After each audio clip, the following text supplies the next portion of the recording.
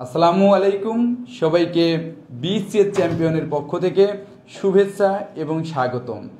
সুপ্রিয় শিক্ষার্থীবৃন্দ, হাজার হাজার শিক্ষার্থী আমাদের পেজের ইনবক্সে মেসেজ দিয়ে 50তম বিসিএসের একটি লাইভ সেমিনারের জন্য অনুরোধ করেছিলেন এবং আপনাদের বিশেষ অনুরোধের প্রেক্ষিতে আজকে আমাদের টিচার প্যানেলের সবগুলো বিসিএস ক্যাডার স্যার আমাদের স্টুডিওতে এসে উপস্থিত হয়েছেন শুধুমাত্র আপনাদেরকে একটি লাইভ সেমিনার উপহার দেওয়ার জন্য। এই সেমিনারের মাধ্যমে আপনারা একটি বিসিএস জার্নির একেবারে বিস্তারিত জানতে পারবেন এবং একটি বিসিএস জার্নিতে যে যে ধরনের প্রতিবন্ধকতা আসে সেই প্রতিবন্ধকতাগুলো কাটিয়ে কিভাবে একটি ভালো মানের প্রস্তুতি নেওয়া যায় সেই বিষয়টি জানতে পারবেন। আমরা কিছুটা লেট করেছি আমাদের কিছুটা সমস্যার কারণে এবং আশা করি আমরা এখন থেকে এই সেশনটি শুরু করব। আপনাদেরকে একটি ভালো সাজেশন দেওয়ার জন্য আমাদের মৃদুল বৈদ্য অনেক দাদা বা আপনাদের স্যার তিনি কিন্তু সেই সুদূর চিটাগাং থেকে এসেছেন আপনাদেরকে কিন্তু একটি সঠিক এবং একটি যে ওয়েতে গেলে আপনি খুব দ্রুত বিসিএসটি ক্র্যাক করতে পারবেন। এছাড়া আমাদের মাঝে এসে উপস্থিত হয়েছেন বিশেষ প্রশাসন ক্যাডার তানজিল স্যার এবং বিশেষ পুলিশ ক্যাডারের রাকিবুল ইসলাম রবিন স্যার। আশা করি আজকের এই সেশনটি আপনার লাইফে একটি স্মরণীয় সেশন হয়ে থাকবে। স্যার আপনারা যদি এসে স্টুডেন্টদের গাইডলাইন দিতেন তাহলে অবশ্যই স্টুডেন্ট অনেক বেশি উপকৃত হতো। তবে একটি কথা তার আগে আপনাদেরকে একটু জানিয়ে রাখি যে সাউন্ড ক্লিয়ার আছে কিনা এবং বোর্ডটি ক্লিয়ারলি দেখা যায় কিনা সেই বিষয়টি কিন্তু আপনারা অবশ্যই কমেন্ট করে জানাবেন। যদি সাউন্ড ক্লিয়ার আছে কিনা এবং বোর্ড ক্লিয়ারলি দেখা যায় কিনা সুপ্রিয় শিক্ষার্থীবৃন্দ সেটি কিন্তু অবশ্যই জানাবেন। আমি শ্রদ্ধেয় তানজিল স্যারকে রিকোয়েস্ট করব আজকের এই সেমিনারটি অ্যাঙ্করিং করার জন্য।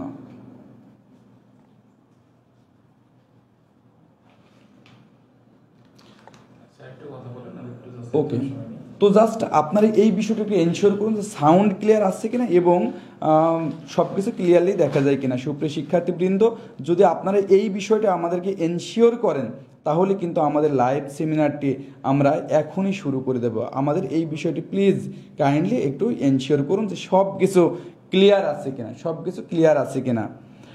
মেঘ বালক বলছে সাউন্ডে ঠিক আছে আলহামদুলিল্লাহ। এছাড়াও অনেকেই কিন্তু বলছে সব কিছু ঠিক আছে, তাহলে আমরা শুরু করতে পারি। ওকে স্যার, আপনি প্লিজ একটু কাইন্ডলি অ্যাঙ্করিং করুন। আমি একটু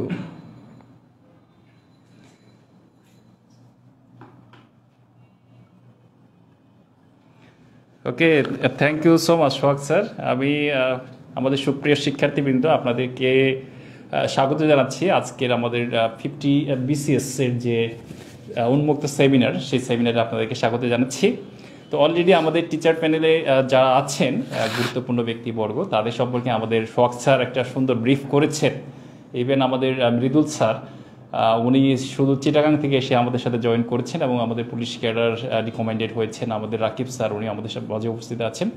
তো আমরা চেষ্টা করব আজকে একটু ইন্টারেক্টিভ ক্লাস করার জন্য এবং একটু আড্ডায় আমাদের কিছু ভিউ শেয়ার করার চেষ্টা করব এবং আমাদের 50 বিসিএসের যে কোর্স আমরা অফার করতে যাচ্ছি বিসিএস চ্যাম্পিয়নের পক্ষ থেকে, তো সেখানে আসলে আপনাদের জন্য কি থাকবে এবং আপনারা ওই কোর্স করলে আসলে কি পাবেন সেটার একটা গাইডলাইন্স থাকবে। প্যারালালি যারা কি না সামনে 50 বিসিএস পার্টিসিপেট করতে যাচ্ছেন তারা কোন বিষয়গুলো কিভাবে টাচ করবেন এবং আমাদের যে স্যাররা আজকে আছেন তাদের একদম জীবনের একটা প্র্যাকটিক্যাল বা প্র্যাগম্যাটিক অ্যাপ্রোচ সেগুলো আপনাদের সাথে শেয়ার করবে। তো এই পর্যায়ে আমি আমাদের রবিন স্যার আমাদের বিসিএস সহকারী পুলিশ সুপার হিসেবে রিকমেন্ডেড হয়েছেন বিসিএস 44 বিসিএস থেকে। তো আমি আমাদের রবিন স্যারকে একটু অনুরোধ করবো আমাদের একটু সামনে আসার জন্য এবং রবিন স্যারের সাথে আমরা কিছু কথা বলবো। তো অসংখ্য ধন্যবাদ রবিন স্যার, আপনি কেমন আছেন? আলহামদুলিল্লাহ, আমি আল্লাহর রহমতে অনেক ভালো আছি। আর আজকে আমরা মেনলি গল্পে আপনাদের কিছুটা নিজেদের এক্সপিরিয়েন্স শেয়ার করব। আর আশা করি আপনাদের সাথে যুক্ত হয়ে যান, নতুন এক্সপিরিয়েন্স পাবেন ইনশাল্লাহ। এই তো, অসংখ্য ধন্যবাদ রবিন স্যার। আসলে আমি শুরুতে একটু কঠিন একটা প্রশ্ন দিয়ে আমি শুরু করতে যাচ্ছি। তো সবসময় আমরা সফলতার গল্প বলি, তাই না? আমরা বলি যে আপনারা এটা করেন ওইটা করেন, আপনি এভাবে পড়লে পরে আপনি সফল হবেন, আপনি খুব ভালো কিছু করবেন, এভাবে মোটিভেট করি। That's very important. প্যারালালি আমরা কিন্তু যখন এই জার্নিতে আসছি, তো মূলত বিসিএসকে যদি টার্গেট করা হয়, তো দেখবেন যে বিসিএস প্রিলিতে আমরা কিন্তু অ্যাপ্লাই করছি প্রায় 4 লাখ পিপল, তাই না? তো ওখান থেকে আমরা খুব লিমিটেড কিছু মানুষ কিন্তু বিসিএস ক্যাডার হচ্ছি, এবং একটা বড় অংশ তারা কিন্তু বিসিএস ক্যাডার হতে পারছেন না, হয়তো অন্যান্য গভর্নমেন্ট জব পাচ্ছেন, আবার অনেকে সেটাও পাচ্ছেন না। তো এখানে কিন্তু একটা ব্যর্থতার ব্যাপক সুযোগ আছে, তাই না? এবং একটা অনিশ্চয়তা আছে। তো খুব স্বাভাবিকভাবে আপনি যখন প্রস্তুতি শুরু করেছিলেন তখন আপনার সামনে একটা বিশাল ব্যর্থতা বা অনিশ্চয়তার একটা সম্ভাবনা ছিল, এবং এটা ডেফিনেটলি আপনাকে একটা মানসিকভাবে যন্ত্রণা দেওয়ার কথা, এটাই স্বাভাবিক আমরা যখন প্রস্তুতি নিই। তো ওই যে মানসিক যন্ত্রণা যে হ্যাঁ আমি ব্যর্থ হলে কি হবে, বা আমার অনিশ্চয়তা আছে, আমি আসলে পড়বো কি পড়বো না, তো ওই অনিশ্চয়তা বা ব্যর্থতা ওইটা আপনি কিভাবে আসলে ওই সময়টাকে ওভারকাম করেছেন? আচ্ছা, প্রথমত বিসিএস জায়গাটা একটু আনসার্টেন, এটা অনেকে ভেবে থাকে। আচ্ছা, এটা একটু ভিন্ন পার্সপেক্টিভ থেকে যদি আপনারা চিন্তা করেন তাহলে বিষয়টা আসলে খুব বেশি আনসার্টেন মনে হবে না। কেননা আপনি চিন্তা করেন প্রিলিতে হয়তো বা 4 লাখ, অ্যারাউন্ড 4 লাখ অ্যাপ্লিকেন্ট অংশগ্রহণ করে। সেখান থেকে হয়তো আপনি ভাবতে পারেন 1% অথবা 2% বা অ্যাবভ 3%-এর বেশি না, 3%-এর কমই পোলাপান হচ্ছে আপনার প্রিলিতে কোয়ালিফাই করে। এখন এটা যদি আপনি সংখ্যা দিয়ে চিন্তা করেন তাহলে হয়তো এটা আপনার কাছে অনেক টাফ মনে হতে পারে যে 100 জন পরীক্ষা দিয়ে 97 জনই হচ্ছে প্রিলিতে ফেল করছে। আসলে বিষয়টা কিন্তু মোটেও এরকম না। কেননা একটা জিনিস আপনারা শেয়ার করলে বুঝতে পারবেন, আসলে পড়াশোনা করে কতজন এটা আপনারা একটু খেয়াল করে দেখবেন। হ্যাঁ, ওভারঅল আপনি যদি চিন্তা করেন হচ্ছে 4 লাখ বা 4.5 লাখ পোলাপানের মধ্যে হয়তো বা খুব বেশি হলে 20,000, 30,000 বা 50,000 অ্যাপ্লিকেন্ট হচ্ছে টোটালি মনে করেন ডেডিকেটেডলি পড়াশোনাটা করে। এখন কে পড়াশোনা করছে বা করছে না এটা আমাদের ফ্যাক্ট না, হ্যাঁ, এটা আমরা দেখবো না। আমাদের ফার্স্ট অফ অল আমাদের যেটা হচ্ছে মেন হচ্ছে অ্যাচিভমেন্ট করা দরকার, সেটা হচ্ছে বিগত 5টা বা 6টা বা 10টা আপনি পিরিয়ড অ্যানালাইসিস করেন, দেখবেন যে খুব বেশি মার্ক না, মোর অর লেস 120 মার্কস পেলে আপনি মোটামুটি হচ্ছে মানে রিটেনের জন্য একটা স্লট আপনি এনশিওর করতে পারবেন। সেই ক্ষেত্রে আপনার হচ্ছে মেন প্রায়োরিটি হবে কতজন পরীক্ষা দিচ্ছে বা অ্যাপ্লিকেন্ট কত, এগুলোতে আপনি কখনো ফোকাস করবেন না। আপনার ফোকাসের মেন পয়েন্ট হবে আপনি কতটা মার্ক তুলতে পারবেন, 120 মার্ক আপনি তুলতে পারতেছেন কিনা, এই কোয়ালিটি আপনাকে ফার্স্ট অফ অল অর্জন করতে হবে। এখন 120 মার্ক পাওয়ার জন্য আপনাকে যেই স্কিল আপনার অর্জন করা উচিত বা দরকার আপনার ওইটার জন্য ট্রাই করেন। আপনি 120 মার্ক তোলেন, আপনি 120 পেলেই আপনি ইনশাল্লাহ প্রিলিতে কোয়ালিফাই করে যাবেন। সো কে পড়ছে বা কে পড়ছে না, অথবা হচ্ছে কতজন অ্যাপ্লিকেশন করতেছে, এটা তো আপনার এটা আপনার দেখার কোনো প্রয়োজনই নাই। আপনার যেটা কাজ, আপনাকে স্কিল ডেভেলপ করে আপনার নিজের সাথে নিজে যুদ্ধ করেন, যুদ্ধ করে আপনি এনশিওর করেন যে আপনি 125 অথবা 120 প্লাস, কিছু না হলেও আপনাকে 120 পেতে হবে। এটা যদি আপনি এনশিওর করতে পারেন আপনি ইনশাল্লাহ রিটেনে বসছেন। এটা তো খুবই সিম্পল হিসাব। আপনার চিন্তাটা এইভাবে হওয়া উচিত। ঠিক সেমভাবে আপনি রিটেন দেখেন, রিটেনে যদি আপনি কোনো একটা ভালো ক্যাডার পেতে চান সেক্ষেত্রে কি হবে, বলতে পারি যে আপনার হচ্ছে 560 বা 570 প্লাস আপনাকে পাওয়া লাগবে। এখন এই আপনার যুদ্ধটা আপনার সাথে, হ্যাঁ, কতজন হচ্ছে পরীক্ষায় বসতেছে এটা আসলে ফ্যাক্ট না। ফ্যাক্ট হচ্ছে আপনি আপনার সাথে যুদ্ধ করবেন, আপনার যেখানে ল্যাকিংস আছে ওই ল্যাকিংসটাকে আপনি হচ্ছে কাভার আপ করবেন, কাভার আপ করে ওটাকে আপনি স্কিলে রূপান্তরিত করবেন, করে আপনি চেষ্টা করবেন সবগুলো সাবজেক্ট মিলায় যাতে আপনার অন অ্যান অ্যাভারেজ অন্ততপক্ষে 560 বা 70 প্লাস থাকে।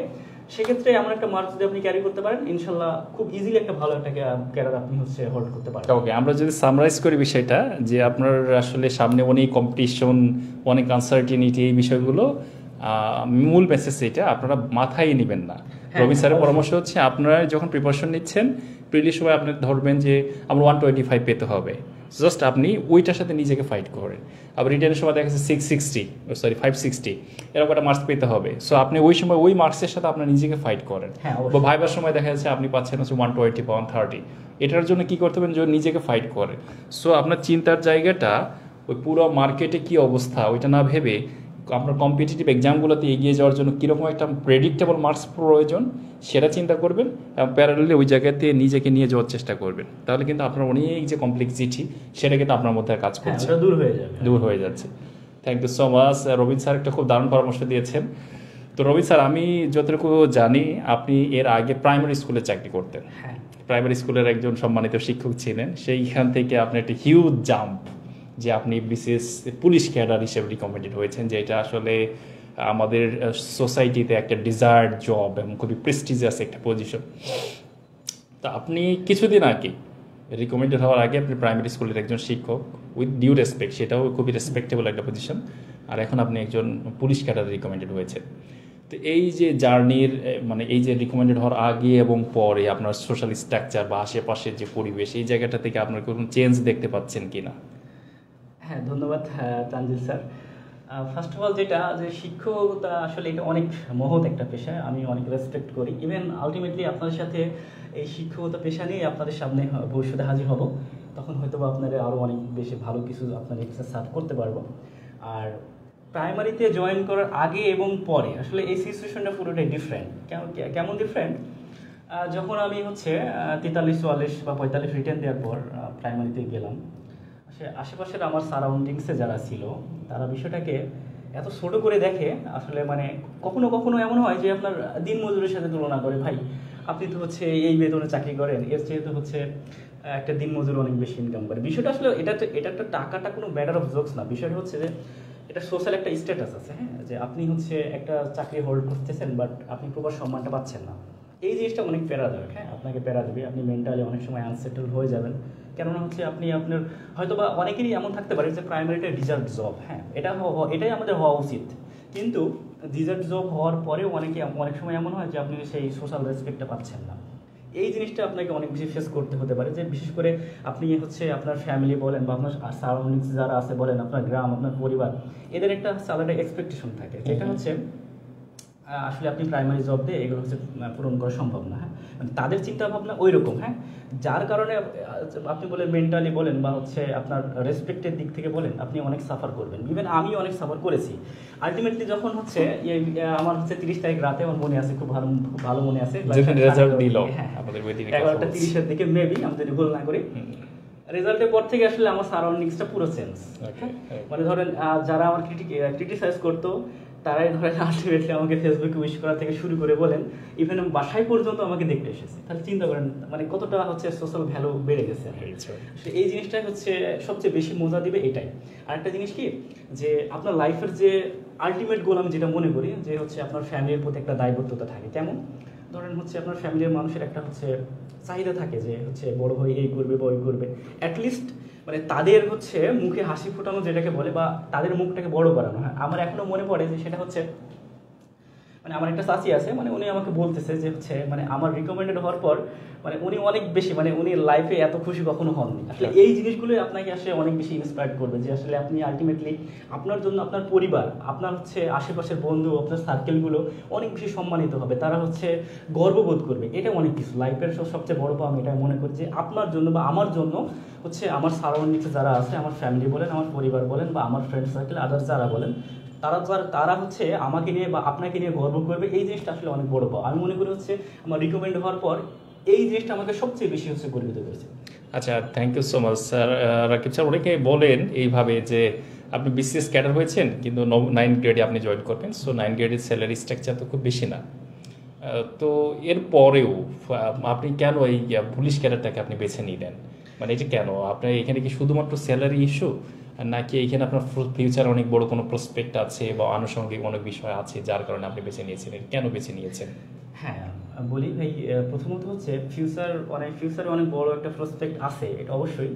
তারপরে হচ্ছে একটা প্যাশনের জায়গা থেকে, প্যাশনের জায়গা থেকে বলতে আপনি ডিরেক্টলি মানুষকে হেল্প করতে পারবেন, বা হচ্ছে আপনি দেশের অন্যায়ের সাথে ডিল করে সেটাকে আপনি সলভ করতে পারবেন। এই যে ডিরেক্টলি যে কাজগুলো করতে পারবেন, এগুলো আপনি সব পেশায় গিয়ে পারবেন না। আপনি শিক্ষকতা করে আপনি সমাজের হচ্ছে আপনার অন্ধকার দিকগুলোর সাথে আপনি হচ্ছে সবসময় এটা থেকে দূরে থাকবেন। ইভেন এগুলোকে সলভ করতে আপনি কখনো ডিরেক্টলি পারবেন না। এখন ডিরেক্টলি এইগুলো করার জন্য আমি মনে করি হচ্ছে পুলিশিংটা অনেক বড় একটা পেশা, যেখান থেকে আমি সরাসরি আমার দেশকে হেল্প করতে পারবো। ইভেন হচ্ছে যারা সাফারার আছে তাদেরকে অনেক বেশি সহায়তা করতে পারবো ইনশাআল্লাহ। আর আপনি যদি ভবিষ্যৎ পার্সপেক্টিভটা চিন্তা করেন, তাহলে এখান থেকে শুধু স্যালারিটা একটা বিষয় না, কারণ এটা হচ্ছে ধরেন আপনি এখান থেকে এএসপিতে জয়েন করে আলটিমেটলি আপনি যদি ভাগ্য ভালো হয় আপনি আইজি পর্যন্ত যেতে পারবেন। সেক্ষেত্রে হচ্ছে আপনি হচ্ছে একটা হ্যান্ডসাম স্যালারিও পাবেন। শুধুমাত্র আপনার সোশ্যাল স্ট্যাটাস তো আছেই, সেই সাথে সাথে আপনি একটা হ্যান্ডসাম স্যালারি পেয়ে যাবেন। আলটিমেটলি সব কিছু দিক দিয়ে আপনার জব সিকিউরিটি বলেন, বা হচ্ছে আপনার স্যালারির সাথে সাথে আপনি অনেকগুলো ফ্যাসিলিটিস পাবেন, যেমন হচ্ছে রেশন সুবিধা পাবেন, আপনি হচ্ছে গাড়ির সুবিধা পাবেন, ইভেন আপনি হচ্ছে আপনার ড্রাইভার পাবেন, আপনার হচ্ছে কুকার পাবেন। এই আলটিমেটলি সব সুবিধা মেলায় এটা সে বলা যায় যে হচ্ছে শুধু এর মানে ফিউচার প্রসপেক্টটা অনেক অনেক বেশি সমৃদ্ধ। শুধুমাত্র আমাদের ইন টার্মস অফ মানি আমি আমাদের শিক্ষার্থী বা উপস্থিত যারা আছেন, আমি এইটুকু আমি বলবো, মানে এইটা আসলে অনেকভাবে অনেক সময় আমরা অনেক জায়গাতে শুনে থাকি যে শুধুমাত্র স্যালারিটাকে ফোকাস করে এই ধরনের কথাবার্তা বলা হয়। বাট দেখেন, এইখানে কিন্তু একটা হিউজ প্রসপেক্ট, আপনি মানুষের জন্য কাজ করার যেমন সুযোগ পাচ্ছেন, প্যারালালি আপনি যদি মনিটারি টার্মসেও চিন্তা করেন, আদার্স যে ফ্যাসিলিটিসগুলো পাচ্ছেন, আপনি হাউজিং ফ্যাসিলিটিস বা ভেহিকেল ফ্যাসিলিটিস, এবং অনেক লটস অফ ফ্যাসিলিটিস, ভবিষ্যৎ প্রসপেক্ট চিন্তা করেন, দেয়ার সিস্টেম ভেরি হ্যান্ডসাম অ্যামাউন্ট সব কিছু চিন্তা করলে। সো রাকিব স্যার, আপনাকে অসংখ্য ধন্যবাদ। আর একটা বিষয় হচ্ছে, আমি যতটুকু শুনেছি আপনি ইন্টারন্যাশনাল অ্যাফেয়ার্সে বা সব সাবজেক্টে আপনি অলরাউন্ডার, আপনি যেহেতু ক্যাডার রয়েছেন। সো আমি বলবো যে ইন্টারন্যাশনাল অ্যাফেয়ার্সে আমাদের প্রিলিমিনারিতে মার্কস থাকে 20 মার্কস। সো এইখানে একটু সংক্ষেপে বলবেন আসলে আমাদের শিক্ষার্থীরা কীভাবে, কী স্ট্র্যাটেজি নিলে ওরা খুব মানে অল্প সময়ের মধ্যে ইন্টারন্যাশনাল অ্যাফেয়ার্সে ভালো করতে পারে? ইন্টারন্যাশনাল অ্যাফেয়ার্সে ভালো করা খুবই সহজ, কিন্তু এটা আমাদের হচ্ছে, আপনি যদি চিন্তা করেন 98% পোলাপান এটা করে না। কি করতে হবে? আপনি রেগুলার পত্রিকা পড়বেন। কি পত্রিকা পড়বেন? আপনার যদি বিদেশি পত্রিকা পড়তে খুব বেশি কষ্ট হয়, আপনি দেশীয় 2-3টা পত্রিকা পড়বেন। আর আরেকটা কাজ আমি রিকোয়েস্ট করবো আপনাদের, সেটা হচ্ছে প্রত্যেক দিন আপনি হচ্ছে নিউজ শুনবেন। সেটা টেলিভিশনে হতে পারে অথবা বিবিসি বাংলা নিউজ হয়। এই দুইটা কাজ আপনি রেগুলার করবেন। রেগুলার করলে আপনার হচ্ছে ইন্টারন্যাশনাল সম্পর্কে একটা খুবই সুন্দর একটা সম্মুখ ধারণা তৈরি হবে। ফার্স্ট অফ অল, হ্যাঁ, এই কাজটা আপনি যতদিন না আপনার আপনার হচ্ছে ভাইবা শেষ হয়, আপনি ততদিন পর্যন্ত এটা কন্টিনিউ করবেন। নিউজ পেপার পড়বেন, ইভেন সাথে সাথে হচ্ছে নিউজ শুনবেন, আপনি টেলিভিশন এবং রেডিওতে দুইটা শুনবেন। আর হচ্ছে সেকেন্ড কি কাজ করবেন, আপনি হচ্ছে ইন্টারন্যাশনালের জন্য কিছু নোট করতে পারেন। হ্যাঁ, কেমন নোট? কারণ হচ্ছে এখানে অনেক চুক্তি থাকে, আমাদের ইন্টারন্যাশনাল অ্যাফেয়ার্সে অনেক যুদ্ধ থাকে, তো এই চুক্তিগুলো আপনি শুরু থেকে শেষ পর্যন্ত নোট করবেন, যুদ্ধগুলো শুরু থেকে শেষ পর্যন্ত নোট করবেন, তাহলে হচ্ছে আপনার অর্ধেক পড়া অলরেডি ডান। তো আপনি এই কাজগুলো তো আপনি নিজে করেছেন। হ্যাঁ, এই কাজগুলো তো আমাদের বিসিএস চ্যাম্পিয়ন 50 বিসিএস যে কোর্সে যারা এনরোলড হবে, তো তাদের সাথে আপনার নোটস বা স্ট্র্যাটেজি এগুলোকে আপনি শেয়ার করবেন। হ্যাঁ, আপনারা যারা এনরোল হবেন অবশ্যই আপনাদের হচ্ছে আমার যে নোটগুলো করা আছে আপনাদের প্রোভাইড করা হবে। আর যদি হচ্ছে, আর এটা খুব বেশি সময় না, আপনার ক্লাস যখন শুরু হবে তখনই হয়তো আপনাদের এটা দিয়ে দেবো, ক্লাস লেকচারের সাথে সাথে এগুলো আপনার প্রোভাইড করা হবে। সো এটা নিয়ে প্যারা খাইয়ে লাভ নাই। অসংখ্য ধন্যবাদ রবিন স্যার, আমরা আপনার সাথে কথা বলেছি বেশ কিছুক্ষণ। আমরা আপনারা প্রিয় দর্শক, আপনারা খুব গুরুত্বপূর্ণ কিছু গাইডলাইন পেয়েছেন। আমরা রবিন স্যারকে কিছুক্ষণ পর আমরা আবার ডেকে নিয়ে আসবো। এখন আমাদের অন্যতম আকর্ষণ আমাদের মৃদুল বৈদ্য স্যারকে একটু সামনে আসার জন্য অনুরোধ করছি। এবং রবিন স্যার, আমার মনে হয় যে আমরা স্যারের সাথে একটু কথা বলে আপনাকে আমরা একটু আবার ডেকে নেব, ঠিক আছে? Thank you so much. So আমরা এখন কথা বলবো আমাদের মৃদুল বৈদ্য স্যারের সাথে। স্যার ফুড ক্যাডারে রিকমেন্ডেড হয়েছেন 44 বিসিএস থেকে, এবং স্যার হচ্ছে, স্যার আপনাকে স্বাগতম, প্লিজ সামনে আসেন। এবং স্যার হচ্ছে, আমি স্যারের মুখ থেকে একটু স্যারের একটু সংক্ষিপ্ত পরিচয় শুনতে যাচ্ছি, প্লিজ। আপনার মাইক্রোফোন আছে এখানে। প্রথমেই ডিয়ার ক্যান্ডিডেটস, সবাইকে সুস্বাগতম জানাচ্ছি আমাদের বিসিএস চ্যাম্পিয়ন পেজে। তো আমার পরিচয় বলতে গেলে, আমি চৌচল্লিশ বিসিএসে ফুড ক্যাডার হিসেবে রিকমেন্ডেড হয়েছি, এবং বর্তমানে আমি বাপেক্সের অ্যাসিস্ট্যান্ট অফিসার হিসেবে কর্মরত রয়েছি প্রশাসন বিভাগে। আর আমার পড়াশোনা বলতে জেনেটিক ইঞ্জিনিয়ারিং অ্যান্ড বায়োটেকনোলজি বিভাগে আমি পড়াশোনা করেছি ঢাকা ইউনিভার্সিটি থেকে। আচ্ছা, মৃদুল স্যার, আসলে জেনেটিক ইঞ্জিনিয়ারিং এইটা আমি যতটুকু আমরা জানি যে অত্যন্ত প্রেস্টিজিয়াস একটা সাবজেক্ট, এবং বাংলাদেশের মানুষের কাছে একটা ড্রিম। সো এইরকম একটা সাবজেক্টে পড়েছেন, এবং মানুষ খুব, হ্যাঁ, খুবই লিমিটেড সিট, সম্ভবত 12টা সিট, 15টা সিট এখন একটু বেড়েছে ঢাকা ইউনিভার্সিটিতে, মাত্র খুবই লিমিটেড সিট উনি যখন ভর্তি হয়েছেন, খুব হেভি কম্পিটিটিভ। সো এরকম একটা জায়গাতে থেকে আপনি আসলে জেনেটিক ইঞ্জিনিয়ারিংয়ের রিলিভেন্ট যে ফিল্ডগুলো আছে বা হায়ার স্টাডিগুলো আছে, এগুলো রেখে আপনি বিসিএস জার্নিতে কেন আসলেন? সত্যি কথা বলতে এই স্টোরিটা একটু ইন্টারেস্টিং, কারণ আমি নিজেও শিওর ছিলাম না যে আমি আসলেই বিসিএসে আসতে চাই কিনা। তো এটা হচ্ছে আমার একটা কনফিউশন ছিল লাইফে, এবং আমি শেষ মুহূর্তে, একদম পরীক্ষার 3 মাস আছে পিলি পরীক্ষার, সেই শেষ মুহূর্তটা আমি এসে আমার সিদ্ধান্ত ফাইনালাইজ করি যে না, আমি আসলেই বিসিএসে যেতে চাচ্ছি, এবং তারপরে আমি পড়াশোনা শুরু করি, সত্যি বলতে পিলি পড়াশোনা। তো এটা একটা ইন্টারেস্টিং জার্নি, কারণ আমার যারা ক্লাসমেট আছে অলমোস্ট সবাই বাইরে চলে যায়, ইউরোপে চলে যায়, কিন্তু আমার কিছু ফ্যামিলি রেস্ট্রিকশনস থাকার কারণে আমি আসলে বাইরে যেতে পারিনি শেষ পর্যন্ত। আর দেশে আপনারা জানেন অনেকটা, দেশে আসলে সায়েন্সের জন্য আমাদের স্কোপ খুবই কম, তাই না? ইঞ্জিনিয়ারিং কিছু স্কোপ আছে, মেকানিক্যাল ইঞ্জিনিয়ারিং কথা যদি বলি, ইলেকট্রিক্যাল বলি, সেগুলোর ক্ষেত্রে কিছু স্কোপ থাকলেও এইরকম স্পেশালাইজড সাবজেক্টগুলোর স্কোপ খুবই কম। এবং সোশ্যাল একটা প্রেস্টিজের যে একটা আমরা দিকটা যদি কনসিডার করি, সেক্ষেত্রে অবশ্যই এটা তুলনা হয় না। আমরা যে টেকনিক্যাল জবগুলোর কথা বলি, সেটার সাথে বিসিএস এর কোনোই তুলনা হয় না। তো আমার মতে দেশে যদি কেউ থাকতে চায়, সে তার কাঙ্ক্ষিত জায়গাটা আসলে যে প্রেস্টিজটা দরকার, সোশ্যাল প্রেস্টিজ, সেটা যে তার কাছে মূল্যবান হয়, তার কাছে একটাই অপশন বিসিএস। তো সেজন্য আসলে আমার এই বিসিএস এর প্রতি যাওয়া, যেহেতু আমি বাইরে যাওয়ার আর আমার জন্য সম্ভব ছিল না ফ্যামিলিগত দিক থেকে।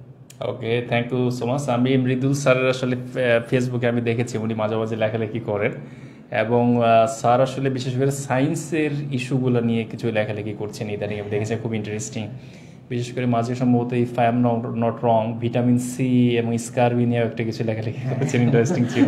মানে আমাদের ইভেন মানে মাঝে যে গাছ যে এবং মানুষ, ওখানে আমাদের কার্বন এবং অক্সিজেন এমিশনস এবং রিসিভের যে বিষয়গুলো, এটা নিয়ে একটা ডিবাঙ্ক করেছেন, একটা ইস্যু। তো আমরা গতানুগতিক সেন্সে আমরা 9-10 বইগুলো থেকে যে সায়েন্স পড়ি, এবং ওখানে আমাদের যে পারসেপশন তৈরি হয়, অনেক সময় আমাদের একটা রং পারসেপশন তৈরি হয় আমাদের মধ্যে, ভিতরে ভিতরে থাকে, আমরা কিন্তু জানি না। তো স্যার জেনারেল ইঞ্জিনিয়ারিংয়ে পড়েছেন এবং এই বিষয়ে অত্যন্ত কি বলবো একটি স্ক্রুটিনাইজ করেন সবসময় এবং জিনিসটা জানার চেষ্টা করেন। তো আমি যেটা আপনার কাছে জানতে চাচ্ছি স্যার, আমাদের যে সায়েন্স আছে, প্রিলিমিনারিতে আছে, বিজ্ঞানে আছে, সরি রিটেনে আছে। তো প্রিলিমিনারিতে আমাদের সায়েন্সে একটা সিগনিফিক্যান্ট মার্কস থাকে, আই মিনস 15 মার্কস থাকে। সো এই জায়গাটাতে আমাদের এখানে অনেক আর্টস ব্যাকগ্রাউন্ডের স্টুডেন্ট আছেন, কমার্স ব্যাকগ্রাউন্ডের স্টুডেন্ট আছেন, এবং সায়েন্স ব্যাকগ্রাউন্ডের অনেকেরও কিন্তু সায়েন্সের দুর্বলতা থাকতে পারে। তো তাদেরকে আপনি একটু স্ট্র্যাটেজি শেয়ার করবেন যে কিভাবে তারা আসলে পড়লে পরে এই জায়গাটাতে ভালো করবে। আসলে আমার প্রিপারেশনের, আমি যেমনটা বলেছি, আমার মাত্র 3 মাস সময় ছিল হাতে, 3 মাসেরও কম ইনফ্যাক্ট, কারণ আমার মেন্টালি স্টেবল হতে হতে আরও কিছুদিন চলে গিয়েছে। তো প্রিপারেশনের জায়গাটাতে এটাতে হয়তো অনেকেই আসলে মোটিভেশনটা খুঁজে পাবেন, কারণ অনেকেই মনে করে যে আমার সারা জীবন পড়তে হবে, আমার 6 মাস পড়তে হবে, 2 বছর পড়তে হবে, নাহলে আমি পাবো না, সারাদিন পড়তে হবে, এরকম আসলে বিষয়টাই না। আমার কাছে মনে হয় যেটা প্রিপারেশনের থেকেও সবচেয়ে বেশি যে জিনিসটা আমি ফোকাস করেছি অন্তত ব্যক্তিগতভাবে, সেটা হচ্ছে স্ট্র্যাটেজি। তো আমার প্রিপারেশনটা হয়তো অনেক উইক ছিল, কিন্তু আমার স্ট্র্যাটেজিটা একদম স্ট্রং একটা স্ট্র্যাটেজি ছিল আমি বলবো, এবং বিভিন্ন রকম স্টাডি টেকনিক্স আমি ফলো করেছি। তার মধ্যে 2-1টা হয়তো আমি যদি এখানে ক্লাস নিতে সুযোগ পাই, সেক্ষেত্রে আমি হয়তো আস্তে আস্তে শেয়ার করবো। তো আমি আজকে ছোট্ট একটা স্ট্র্যাটেজি আমি সেখানে শেয়ার করি, একটু মার্কার দিয়ে লিখি। একটা স্টাডি টেকনিক আছে আমাদের, আমি একটা কোয়েশ্চেন দেখলাম, অনেক কমন একটা প্রশ্ন।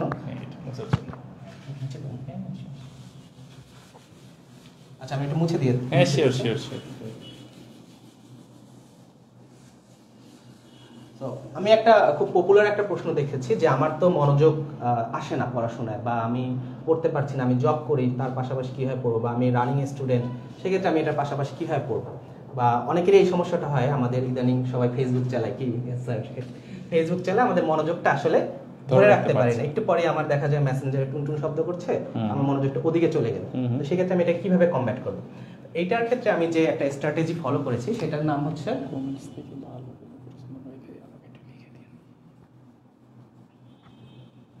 Pomodoro technique.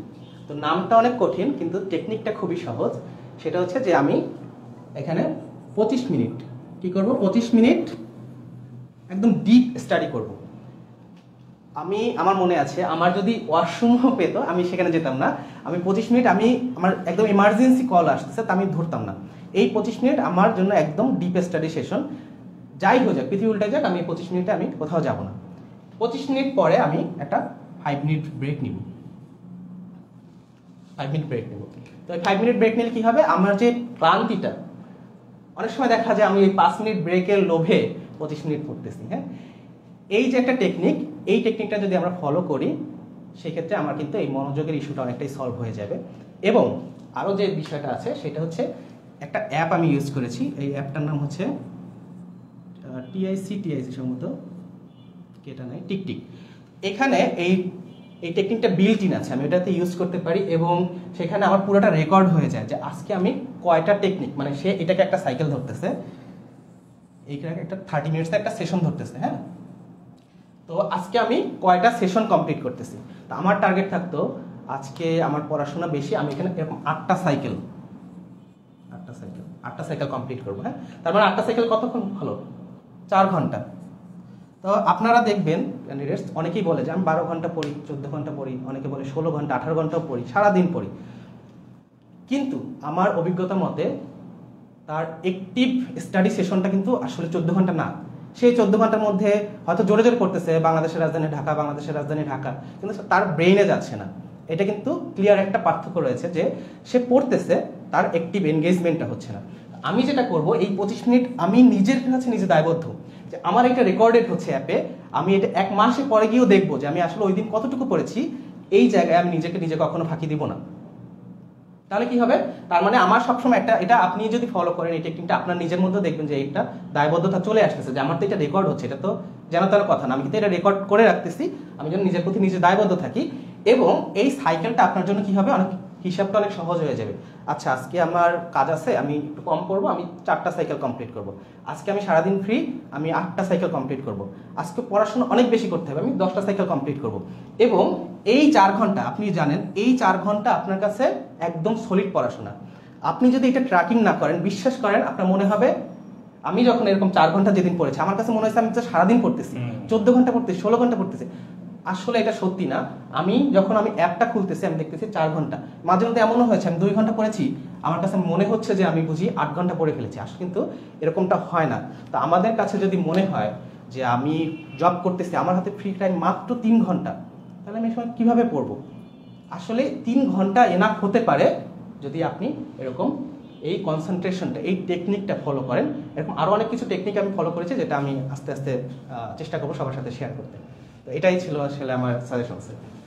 ওকে, অসাধারণ। আমরা থ্যাংক ইউ মৃদুল বন্ধু স্যার, আপনি পোমোডোরো টেকনিক্স আমি নিজেও জানতাম না, আমি নিজে শিখলাম। এবং আমি যখন পড়েছি আমার মনে হয়, আমি অনেকদিন আমার মনে হয়েছে আজকে মনে হয় আমি 14-15 ঘন্টা পড়েছি। বাট আমি যদি টিকটিকটা ডাউনলোড করতাম এবং আমি যদি এভাবে নিজেকে জাজ করতাম, তো হয়তো 15 ঘন্টা আমি বলছি পড়েছি, কিন্তু অ্যাকচুয়াল পড়াশোনা হয়তো আমার ওই 2 ঘন্টা বা 3 ঘন্টা হয়েছে, এরকমটা হয়। তো এই কারণে আসলে আমরা অনেক সময় বলি যে এই সারাদিন পড়ছে কিন্তু চাকরি পাচ্ছে না, মানে তার ইফেক্টিভ পড়া হয় না, পড়াশোনাটা হচ্ছে। হ্যাঁ, সে হয়তো বই নিয়ে বসে আছে, বাট তার যে ব্রেনে যাওয়ার যে বিষয়টা সেটা হয়নি। So thank you so much. এটা আসলে একটা ওভারঅল একটা যে কোনো বিষয় পড়ার ক্ষেত্রে এই জিনিসটা আমরা ফলো করতে পারি। Thank you so much. আচ্ছা, আমি যদি স্পেসিফিকভাবে সায়েন্সের কথা বলি, বিশেষ করে সায়েন্সের বায়োলজি পার্টটা, এটা অনেকের বুঝতে খুব জটিল মনে হয় এবং মনে হয় যে কিছু মার্কস অনেক বেশি পড়া, এই জায়গাটা কিভাবে আসলে একটু ওভারকাম করতে পারে একজন শিক্ষার্থী? আচ্ছা হ্যাঁ, আমার আসলে প্রশ্নটার উত্তর দিতে গিয়ে আমি একটু অন্য জেনারেলাইজ কথা বলে ফেলেছি। আমি যদি শুধু সায়েন্সের ক্ষেত্রে ফোকাস করি, সেক্ষেত্রে যেহেতু আসলে আমি একটু টেকনোলজি ইউজের দিকে বেশি ফোকাস করি, টেকনোলজিটা বেশি ইউজ করি, সেক্ষেত্রে আমার কাছে মনে হয় আমি যদি একটা টপিক বুঝতেছি না, সেক্ষেত্রে আসলে আমি এই জিনিসটার ওভারঅল ধারণা আমার কাছে নাই। যেমনটা হয় অনেক সময় আমরা যখন ডাইজেস্ট পড়ি, বইটা স্যার হয়তো পড়েছেন, অনেকে ডাইজেস্ট পড়ে যে আমি ডাইজেস্ট পড়ে ফেলবো। ডাইজেস্ট পড়লে যেটা হয়, ওই বিষয়টা আসলে আমি কিছু বুঝতেছি না, কিন্তু একদম চাইনিজ ভাষা যেরকম আমি মুখস্থ করব সেরকমটা মুখস্থ করা হয়, তাই না? আমি কিন্তু ওই বিষয়টা একদমই বুঝছি না, যে বিট কিভাবে আসতেছে, 1 বিট সমান কত, 10 বিট সমান কত, এই জিনিসটা আমি একদম কিচ্ছু না জেনে যখন আমি শুধুমাত্র ইনফরমেশন, র্যান্ডম ইনফরমেশন হিসেবে জানবো, তখন আমার খুব কষ্ট হয়ে যাবে, আমার খুব বোরিং লাগা শুরু করবে। এবং এই জিনিসটা আসলে আমার যেটা মূল দরকার, রিটেনশন করা, আমাকে তথ্যটা এখন পড়ে এটা আমাকে 3 মাস 6 মাস পর গিয়ে আমাকে এই ইনফরমেশনটা ব্রেন থেকে বের করে নিয়ে আসতে হবে, এটা কিন্তু হয় না। এটার জন্য আমি আরেকটা টেকনিক ফলো করি, কয়েকটা টেকনিক ফলো করে আমি আজকে যেটা সায়েন্সের জন্য বিশেষ করে বলবো, সেটা হচ্ছে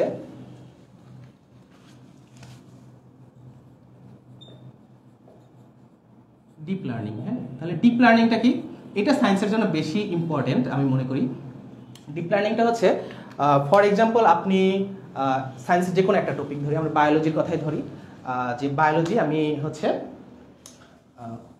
কমেন্টসে কি আসতেছে, কোন টপিকটা আসলে বুঝতে পারছে না কেউ, কারো কোনো সমস্যা পার্টিকুলার? আপনি স্যার একটু বায়োলজি বা সায়েন্সটা নিয়ে একটু কথা বলেন, দেন আমরা কমেন্টস অনেক বিষয় এসেছে, আমরা সেগুলো আস্তে আস্তে আলোচনা করবো। তো আমি একটা উদাহরণ যদি দেই, যে সে ফর এক্সাম্পল আমি বায়োলজি বা আমরা কম্পিউটার নিয়ে বলি, হ্যাঁ, কম্পিউটারে কোনো একটা বিষয়ে আমি বুঝতে পারছি না যে বিট কিভাবে আসতেছে, যে 8 বিটের এটা আসলে কত ইনফরমেশন ক্যারি করতেছে, এই ধরনের কিছু কোয়েশ্চেন আসে, বা বাইনারি কনভার্সন, এগুলো বিভিন্ন রকম কোয়েশ্চেন আসে। তো এইটা অনেকে কি করে, যে বিশেষ করে আর্টসের অনেক স্টুডেন্টের একটা টেন্ডেন্সি থাকে, এটা আমি না বুঝে মুখস্থ করে ফেলবো। এটাতে এই যে আমি মাত্র যে সমস্যাটা বললাম, যে আসলে এটা কিন্তু বোরিং হয়ে যায়, আমার জন্য কষ্ট হয়ে যায়, আমি এটা বুঝতেই পারি না। বরং আমরা যদি ডিপ লার্নিংয়ে করি, যে আমি আজকে এই জিনিসটা আমি মনেই রাখতে পারতেছি না, একটা আমার এরকম অনেক সময় হয়েছে, বিশেষ করে আমি যেহেতু সায়েন্সটা আমার জন্য ইজি ছিল, ইন্টারন্যাশনাল বা বাংলাদেশে অনেক টপিক ছিল, আমি মনে রাখতে পারছি না, আমি ভুলেই যাচ্ছি বারবার। তখন আমি যে জিনিসটা করি, ওই জিনিসটা আমি নেটে সার্চ করে ওইটার যত ডিটেলস আছে, যত ইন্টারেস্টিং বিষয়গুলো আছে, সেই সবগুলো জিনিস আমি নেটে সার্চ করে পড়াশোনা করি। বিশেষ করে কয়েকটা সাইট আমরা যদি জানি, এরকম রেডিট নামে একটা সাইট আছে, রেডিট, তারপর আছে এনসাইক্লোপিডিয়া,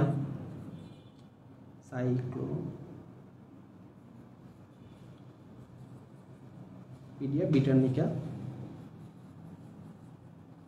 এবং এখনকার হাল জামানার এআই যে টুলসগুলো রয়েছে, ChatGPT, জেমিনাই আর যা যা আছে, এই জায়গাগুলোতে যদি আমি ওই পার্টিকুলার বিষয়টা নিয়ে একটু জিজ্ঞেস করি, হ্যাঁ, যে ChatGPT-কে আমি জিজ্ঞেস করলাম কম্পিউটারে এই জিনিসটা সম্পর্কে আমাকে কিছু বল, তো দেখা যাবে এখানে অনেক তথ্য বলতেছে, সে অনেক কিছু এক্সপ্লেইন করতেছে, অনেক কিছু বুঝাচ্ছে। আমার সব কিচ্ছু মনে রাখা দরকার নেই ডিয়ার ক্যান্ডিডেটস, এইটুকু জাস্ট বিলিভ করেন, আপনি ওই ইনফরমেশনটা, ওই মজার ইনফরমেশনটা পড়বেন, আপনি পড়ার পরে দেখবেন যে আপনি অনেক কিছু ভুলে যাচ্ছেন, ওখানে 90%ই ভুলে যাচ্ছেন, কোনো সমস্যা নাই, 10% অবশ্যই আপনার মনে থাকবে, কারণ ওর মধ্যে একটা প্যাটার্ন থাকবে, ওর মধ্যে একটা স্টোরি থাকবে, ওর মধ্যে একটা সুন্দর একটা লার্নিং আউটকাম থাকবে। ফলে যেটা হবে, ওই 10% আপনার কিন্তু শুধুমাত্র ওইটুকু ইনফরমেশন মনে রাখাটাই যথেষ্ট। হ্যাঁ, যে একটা ছোট একটা ইনফরমেশন মনে রাখাটা যথেষ্ট, সেটা আপনি ওই স্টোরি থেকে মনে থাকবে আপনার। যেহেতু আমাদের ব্রেন কিন্তু ইনফরমেশন মনে রাখার জন্য তৈরি হয়নি, আমাদের ব্রেন সবসময় তৈরি হয়েছে স্টোরি মনে রাখার জন্য। তো আপনি সবসময় যে জিনিসটা আপনি বুঝতেছেন না, সেটা একটু ডিটেলসে জানেন, এটাকে স্টোরি হিসেবে জানেন।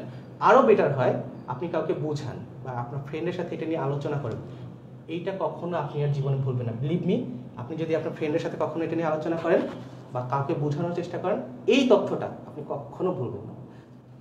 Thank you so much sir. একটা লাইন আমি পিক করি, সেটা হচ্ছে যে আমাদের ব্রেন কিন্তু ইনফরমেশন মনে রাখার জন্য তৈরি হয় নাই, সে মূলত has been created actually to memorize the story. So আমরা অনেক সময় দেখা যাচ্ছে হঠাৎ করে একটা ডাইজেস্ট বের করে পড়া শুরু করি, ভাই মাথায় কিছু আসতেছে না। আমি এই প্রবলেম ফেস করেছিলাম, বিশেষ করে বাংলাতে। আমি যখন হঠাৎ করে দেখি যে ওই যে বিভিন্ন কবিয়ালদের গল্প আছে বা মধ্যযুগীয় বিভিন্ন সাহিত্যের কথা আছে, আবার আমাদের চর্যাপদে আমি জাস্ট অ্যাস্ট্রোনিস্ট, যে কী হলো রে ভাই, কোথা থেকে আসলো। সো পরবর্তীতে আমি আসলে ওইটার ব্যাকগ্রাউন্ড স্টাডিটা, বিশেষ করে লাল নীল দীপাবলি, এই বইটা পড়েছিলাম। আমার কাছে পরে যখন পড়তে গেছি খুব ভালো লাগছে। তো ওই বিষয়টা আমার বলার পরে মনে আসলো যে আসলে আমাদের ডিয়ার ক্যান্ডিডেটস, তো এই জায়গাটাতে আমাদের একটু ফোকাস করা প্রয়োজন। যে কোনো কিছু শুধুমাত্র ইনফরমেশন আকারে না পড়ে, ওই ইনফরমেশনের পিছনে যে ব্যাকগ্রাউন্ড আছে, এটা যদি আপনি পড়েন, আপনার রিয়ালাইজেশনটা ভালো হবে এবং লং টার্ম আউটপুটটা নিঃসন্দেহে ভালো হবে। তো অসংখ্য ধন্যবাদ মৃদুল বৈদ্য স্যার। এখানে আপনাকে আমি একটু আমাদের যে পরীক্ষার্থী উনি একটা এখানে কমেন্টস করেছেন অনেকে, আমি কিছু কমেন্টস নিচ্ছি, একটু কমেন্টস থেকে আমরা একটু আপনার কিছু উত্তর জানতে চাইবো। একজন বলেছেন যে চাকরি পরীক্ষার জন্য 10তম থেকে 46তম 46তম বিসিএস পর্যন্ত যে সকল প্রশ্ন এসেছে, এই প্রশ্নগুলো সঠিকভাবে পড়া কেমন গুরুত্বপূর্ণ সকল চাকরি পরীক্ষার জন্য? আচ্ছা, আমি যেটা পার্সোনালি বিলিভ করি, একজন ক্যান্ডিডেট, আমি যেমনটা বললাম যে কেউ দেখবেন অনেক বেশি পড়তেছে 14 ঘন্টা, কেউ কিন্তু 2 ঘন্টা পরেই কি হচ্ছে, সে সাকসেসফুল হয়ে যাচ্ছে। তো আপনার এখানে মনে রাখতে হবে, কম পড়েও সাকসেসফুল হওয়ার সবচেয়ে বড় একটা আমি বলবো কারিশমা বা সিক্রেট হচ্ছে সে কতটা কোয়েশ্চেনটা প্রেডিক্ট করতে পারছে এবং সেই অনুযায়ী সে তার পড়াশোনাটাকে ফাইন টিউন করতেছে। আপনি যদি সব কিছু পড়তে যান, বিলিভ মি, আপনি পরীক্ষা হলে গিয়ে কনফিউজড হয়ে যাবেন, আপনার কিছুই মনে থাকবে না। তাই খুব সিলেক্টিভ পড়া পড়তে হবে, এটা হচ্ছে আমার মূল স্ট্র্যাটেজি ছিল। আমি পড়তাম খুব কম, কিন্তু সেইটা আমি ভালো করে মনে রাখতাম। এই ক্ষেত্রে কোয়েশ্চেনটা কি ছিল? হ্যাঁ, কোয়েশ্চেনটা এটা ছিল যে সে 10তম থেকে 46তম বিসিএস পর্যন্ত যে প্রশ্নগুলো এসেছে, হ্যাঁ, তো প্রশ্ন ব্যাংকটা অ্যানালাইসিস অবশ্যই আপনাকে কি দিবে, সেই ক্ষমতাটা দিবে যাতে আপনি প্রশ্নটা প্রেডিক্ট করতে পারেন। এখন এই ক্ষমতাটা আপনি খেয়াল করবেন, এক একজনের এক এক রকম, কেউ খুব ভালো করতে পারে, কেউ খুব খারাপ করতে পারে। আপনার যদি মনে হয় যে আমি এটাতে ভালো, অবশ্যই আপনি দৌড়ে এগিয়ে থাকবেন। যদি মনে হয় যে আমি এটা ভালো পারছি না, সেক্ষেত্রে অবশ্যই টিচারদের সাহায্য নেবেন কোচিংয়ে, সেটাও যদি সম্ভব না হয় কোনো ফ্রেন্ডসের সাহায্য নেবেন। এবং 10 থেকে 46তম কোশ্চেন অ্যানালাইসিসের দিকে যদি আমরা আসি, সেক্ষেত্রে একটা জিনিস খেয়াল রাখবেন, বিসিএস কিন্তু একটা ইভলভিং প্রসেস। এই প্রিলি কোয়েশ্চেনটা প্রতি বছর একটু একটু একটু একটু করে চেঞ্জ হচ্ছে। আপনারা যদি খেয়াল করেন, 40তম বিসিএস প্রিলির আগের যে প্রশ্নগুলো, এগুলো কিন্তু একটু অন্য ধরনের ছিল, তাই না স্যার?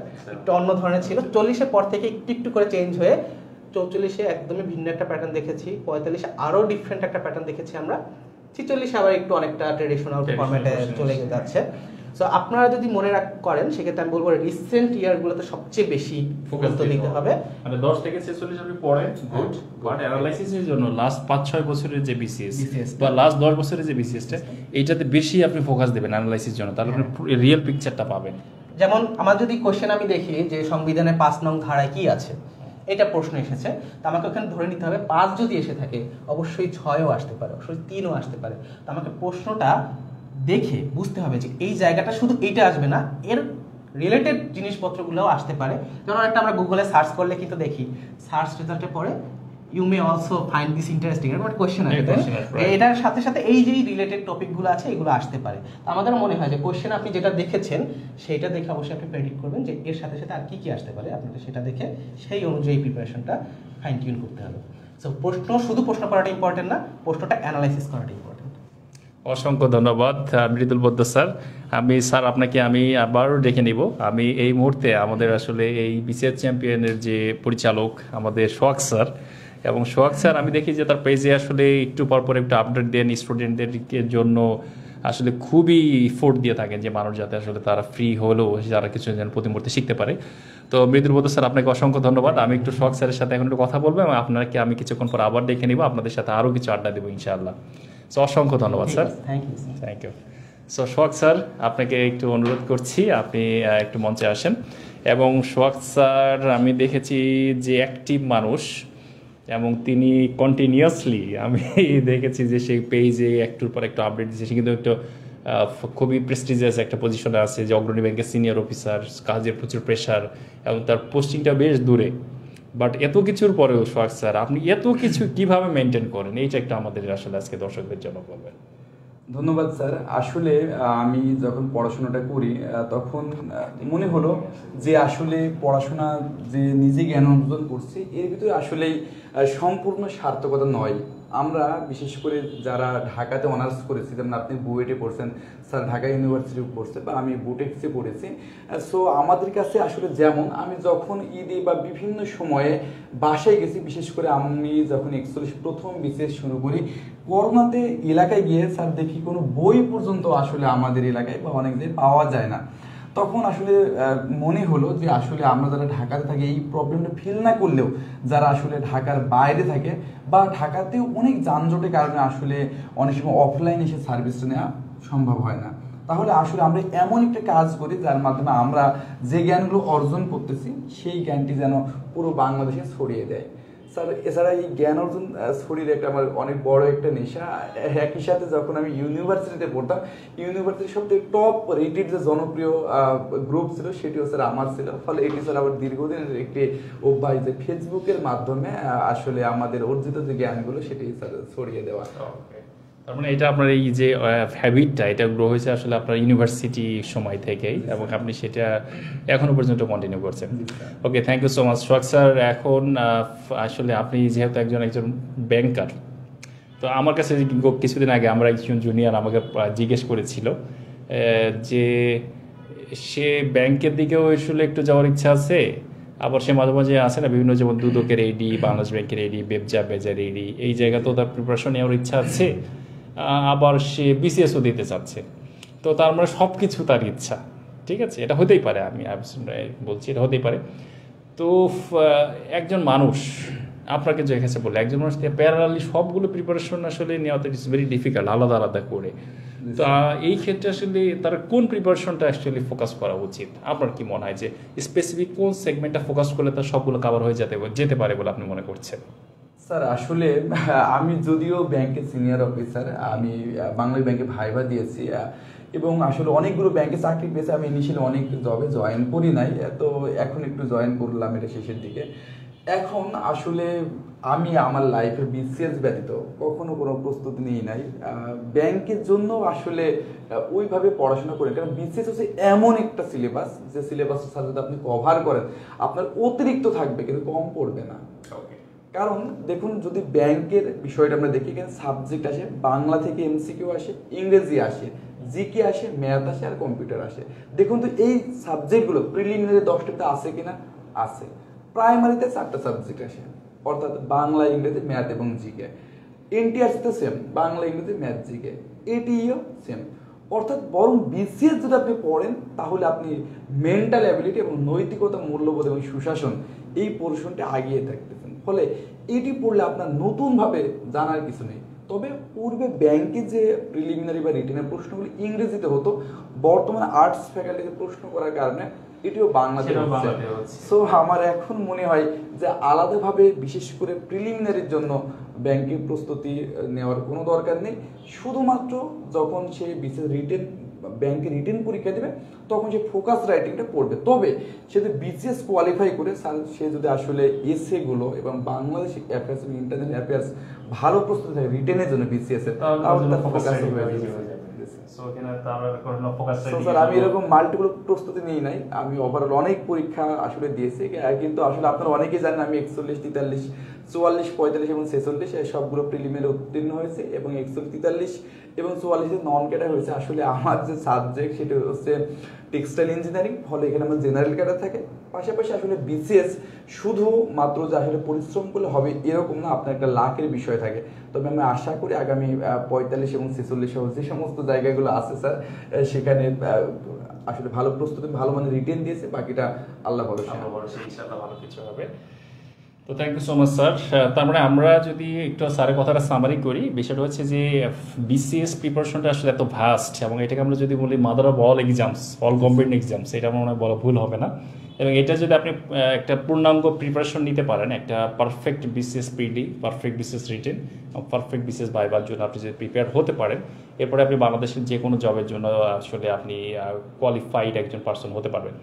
যেমন আমি স্যার আমার এক্সপিরিয়েন্স যদি শেয়ার করি, আমি কিন্তু অনলি বিসিএস প্রিপারেশন নিয়েছি, সেকেন্ডারি কোনো প্রিপারেশন নেই নাই।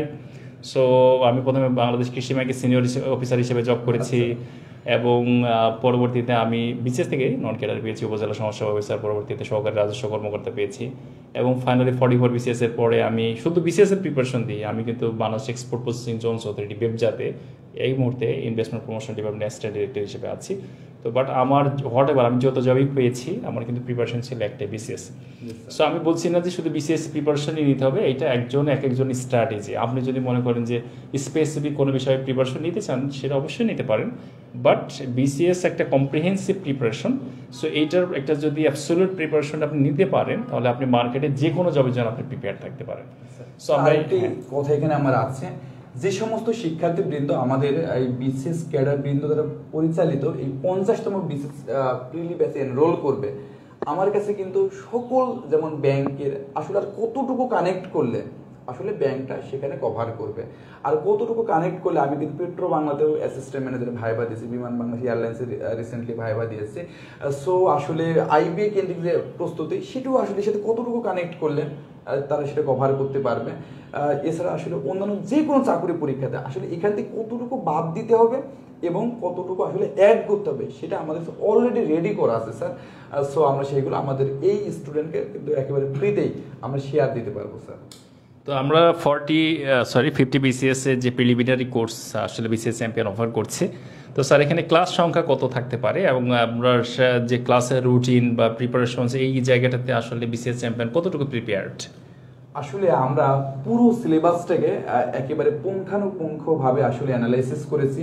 আমার 5টি বিশেষ প্রিলিমিনারি টেকার যে অভিজ্ঞতা, সেই অভিজ্ঞতা থেকেও কিন্তু আসলে আমি অন্তত ক্যাডার না হয় কিন্তু প্রিলিমিনারি এক্সপার্ট এটা বলতে হয়, কারণ আমি টানা কিন্তু 5টি আসলে এটিকে করেছি এবং স্যার সবচেয়ে বড় বিষয় আমি অ্যাকচুয়ালি বাকি সকল বিশেষে 140-এর উপরে আসলে একটা ভালো মার্কস ছিল। প্রিলিতে 140-এর উপরে মার্কস পেয়েছে, এমনকি আপনার 44 তো অনেক ইজি ছিল, দ্যাটস ওয়াই কিন্তু 155 ছিল মার্কস পেয়েছেন। এর কারণ কি আসলে আমি যখন করোনার সময় বাসায় থাকি তখন আসলে আমি এই প্রিলিমিনারি সিলেবাসটাকে আমি নিজে যখন অ্যানালাইসিস করি, যারা আমাদের স্টুডেন্ট আছেন বা আমাদের ভিডিওগুলো দেখেছেন দেখবেন এইগুলো কিন্তু সম্পূর্ণ আমাদের নিজস্ব কৌশল।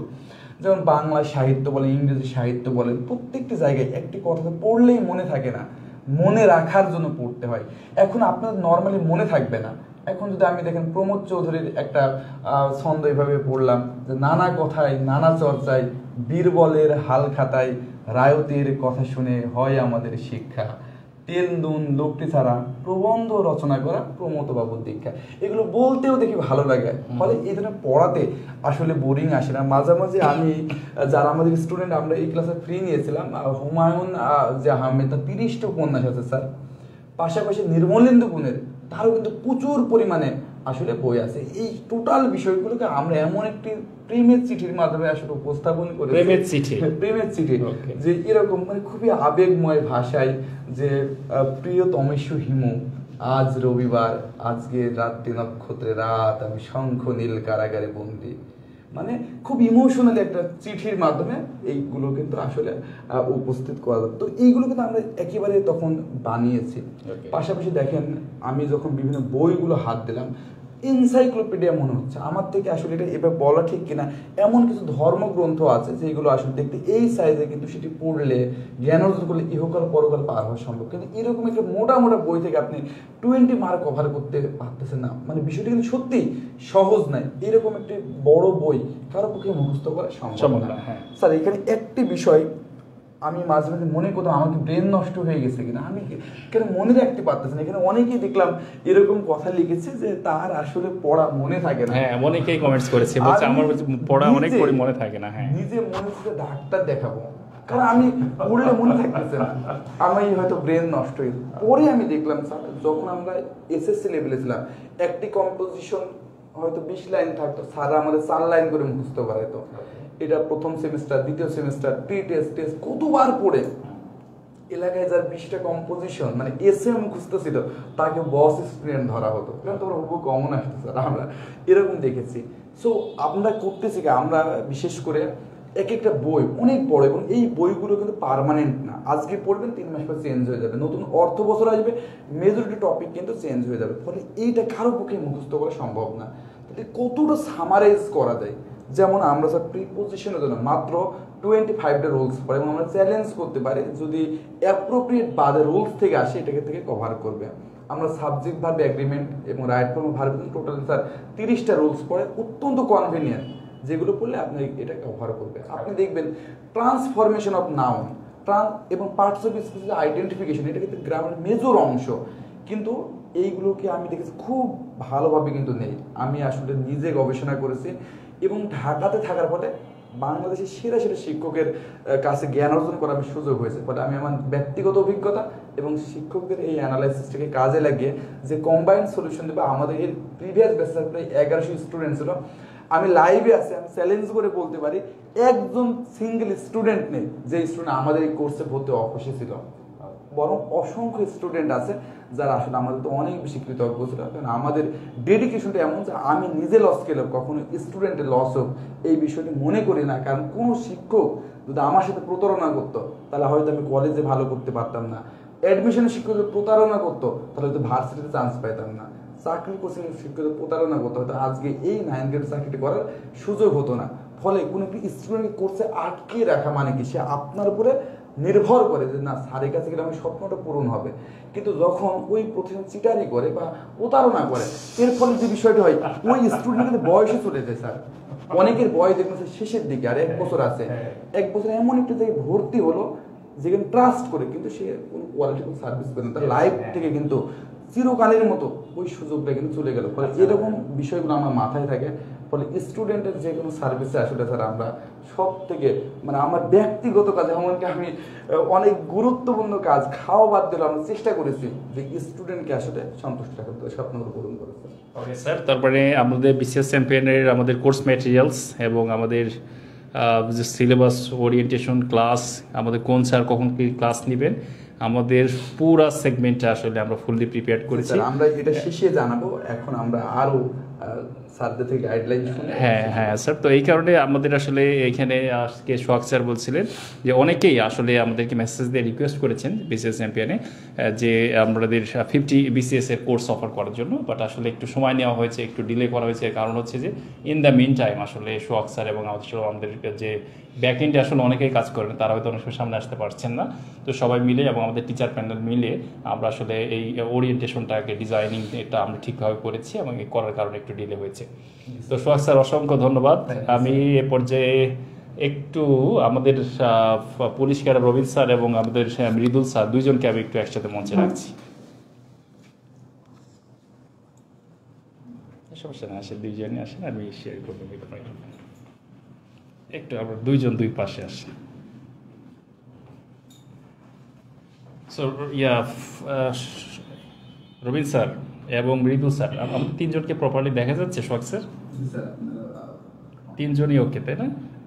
আচ্ছা, 3 জনই যোগ দিতে হয়। আমরা একটু কমেন্টস নিয়ে সোহাগ স্যার কিছু ডিসকাস করতে পারি, তাই না? আমি একটু আগে একটা কমেন্টস দেখলাম, মৃদুল স্যার। আমরা দুজনের কাছেই জিজ্ঞেস করবো। আমি প্রথমে একটু মৃদুল স্যারকে জিজ্ঞেস করি। একজন কমেন্টসে জিজ্ঞেস করেছেন যে হচ্ছে যে উনি হচ্ছে এখন স্টুডেন্ট, রানিং স্টুডেন্ট, অনার্স করছেন সম্ভবত সেকেন্ড ইয়ারে। তো রানিং স্টুডেন্ট যে তার জন্য আসলে এই বিসিএস প্রিপারেশনটা এই সময়টাতে আসলে নেওয়াটা কতটা যৌক্তিক, বা যদি নিয়ে থাকেন তিনি কোন কোন বিষয়টা আসলে ফোকাস করতে পারেন? Thank you Tanjil sir. Running স্টুডেন্টের হিসেবে আমার কাছে যেটা মনে হয়, কিছু কিছু কোর্স কিছু যদি সাবজেক্ট দেখি আমরা বিসিএস প্রিলিমিনারি কোশ্চেনটা যদি অ্যানালাইসিস করি, সেক্ষেত্রে কিছু সাবজেক্ট থাকে যেটা আমাদের একটা কোর স্কিল তৈরি করার বিষয় রয়েছে। যেমনটা হচ্ছে ম্যাথ, যেমনটা রয়েছে ইংলিশ গ্রামার, যেমনটা রয়েছে সায়েন্স, আইসিটি, আইকিউ, এগুলোতে। হ্যাঁ, তো আমি যদি আমার কথা বলি, আমি এর আগে বলেছি মাত্র 3 মাসে আমার প্রিপারেশনটা আমি কমপ্লিট করতে সক্ষম হয়েছিলাম। এটার একটা বড় কারণ হচ্ছে এই জায়গাগুলোতে আমাকে ধরতেই হয়নি, আমাকে পড়তে হয়নি আগে থেকে। কারণ হচ্ছে আমার ইংলিশে অলরেডি একটা স্কিল ছিল, ম্যাথে একটা অলরেডি স্কিল ছিল।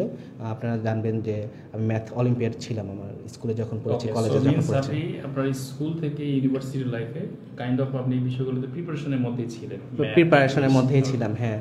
আর যেহেতু আমি হচ্ছে আমার যে এইচএসসির যে নলেজটা বা স্কুলের যে নলেজটা, এটা যাতে আমি ভুলে না যাই, আমি কিন্তু একটা টিউশনের মধ্যে ছিলাম সবসময়। আমি কোচিংয়ে পড়িয়েছি, টিউশন করিয়েছি। তো যার ফলে কি হয়েছে, ম্যাথ জিনিসটা আমি কখনো ভুলে যাইনি। ইংলিশটা আমাদের প্র্যাকটিসের মধ্যেই ছিল, এবং সায়েন্স, আইকিউ, এটাতে আমার একটা অলরেডি একটা নলেজ ছিল। তো আমি মনে করি যে একটা স্টুডেন্ট অবস্থায় এই যে জিনিসগুলো, যেখানে আমাদের একটা স্কিল ডেভেলপমেন্টের বিষয় রয়েছে, এই জায়গাটাতে ফোকাস করা উচিত, যাতে আমি যখন কোর প্রিপারেশনটা নেওয়া শুরু করব, একটা মেইন স্ট্রিম ক্যান্ডিডেট হিসেবে প্রিপারেশন নেওয়া শুরু করব, তখন যেন এই জায়গাগুলোতে আমি পিছিয়ে না থাকি। কারণ আপনারা জানেন ইংলিশ, ম্যাথ, এগুলো যেমন শেষের দিকে একটা প্রিপারেশন আছে, এবং একই সাথে এটা একটা স্কিল ইস্যু জড়িত। শেষ মুহূর্তে গিয়ে যদি আমি স্কিল একটু পিছিয়ে থাকি, সেক্ষেত্রে আমার জন্য জিনিসটা অনেক বেশি চ্যালেঞ্জিং হয়ে যাবে। তো রানিং স্টুডেন্ট হিসেবে আমি বলবো, ইংলিশে যদি দুর্বলতা থেকে থাকে, ম্যাথে যদি দুর্বলতা থেকে থাকে, এবং সায়েন্স, আইকিউ, আইসিটি, এই জায়গাগুলোতে যদি দুর্বলতা থেকে থাকে, এগুলোতে ফোকাস করলে সে বেশি উপকৃত হবে।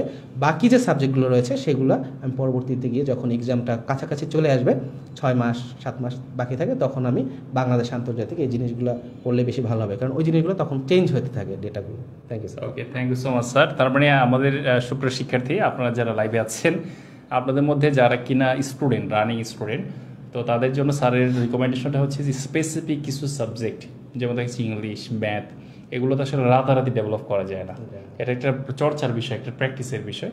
সো এই জায়গাগুলোতে আপনারা যে জায়গাগুলোতে মনে হচ্ছে লং টার্ম প্রিপারেশন নেওয়া উচিত, একটু টেকনিক্যাল স্কিল গ্রো করা উচিত, সেই জায়গাগুলোতে আপনি স্টুডেন্ট থাকা অবস্থায় কিছু কিছু প্রিপারেশন নিয়ে রাখতে পারেন। তাহলে আপনি যখন গ্রাজুয়েট হবেন, তখন দেখবেন যে অন্যদের থেকে অনেক বেশি এগিয়ে আছেন।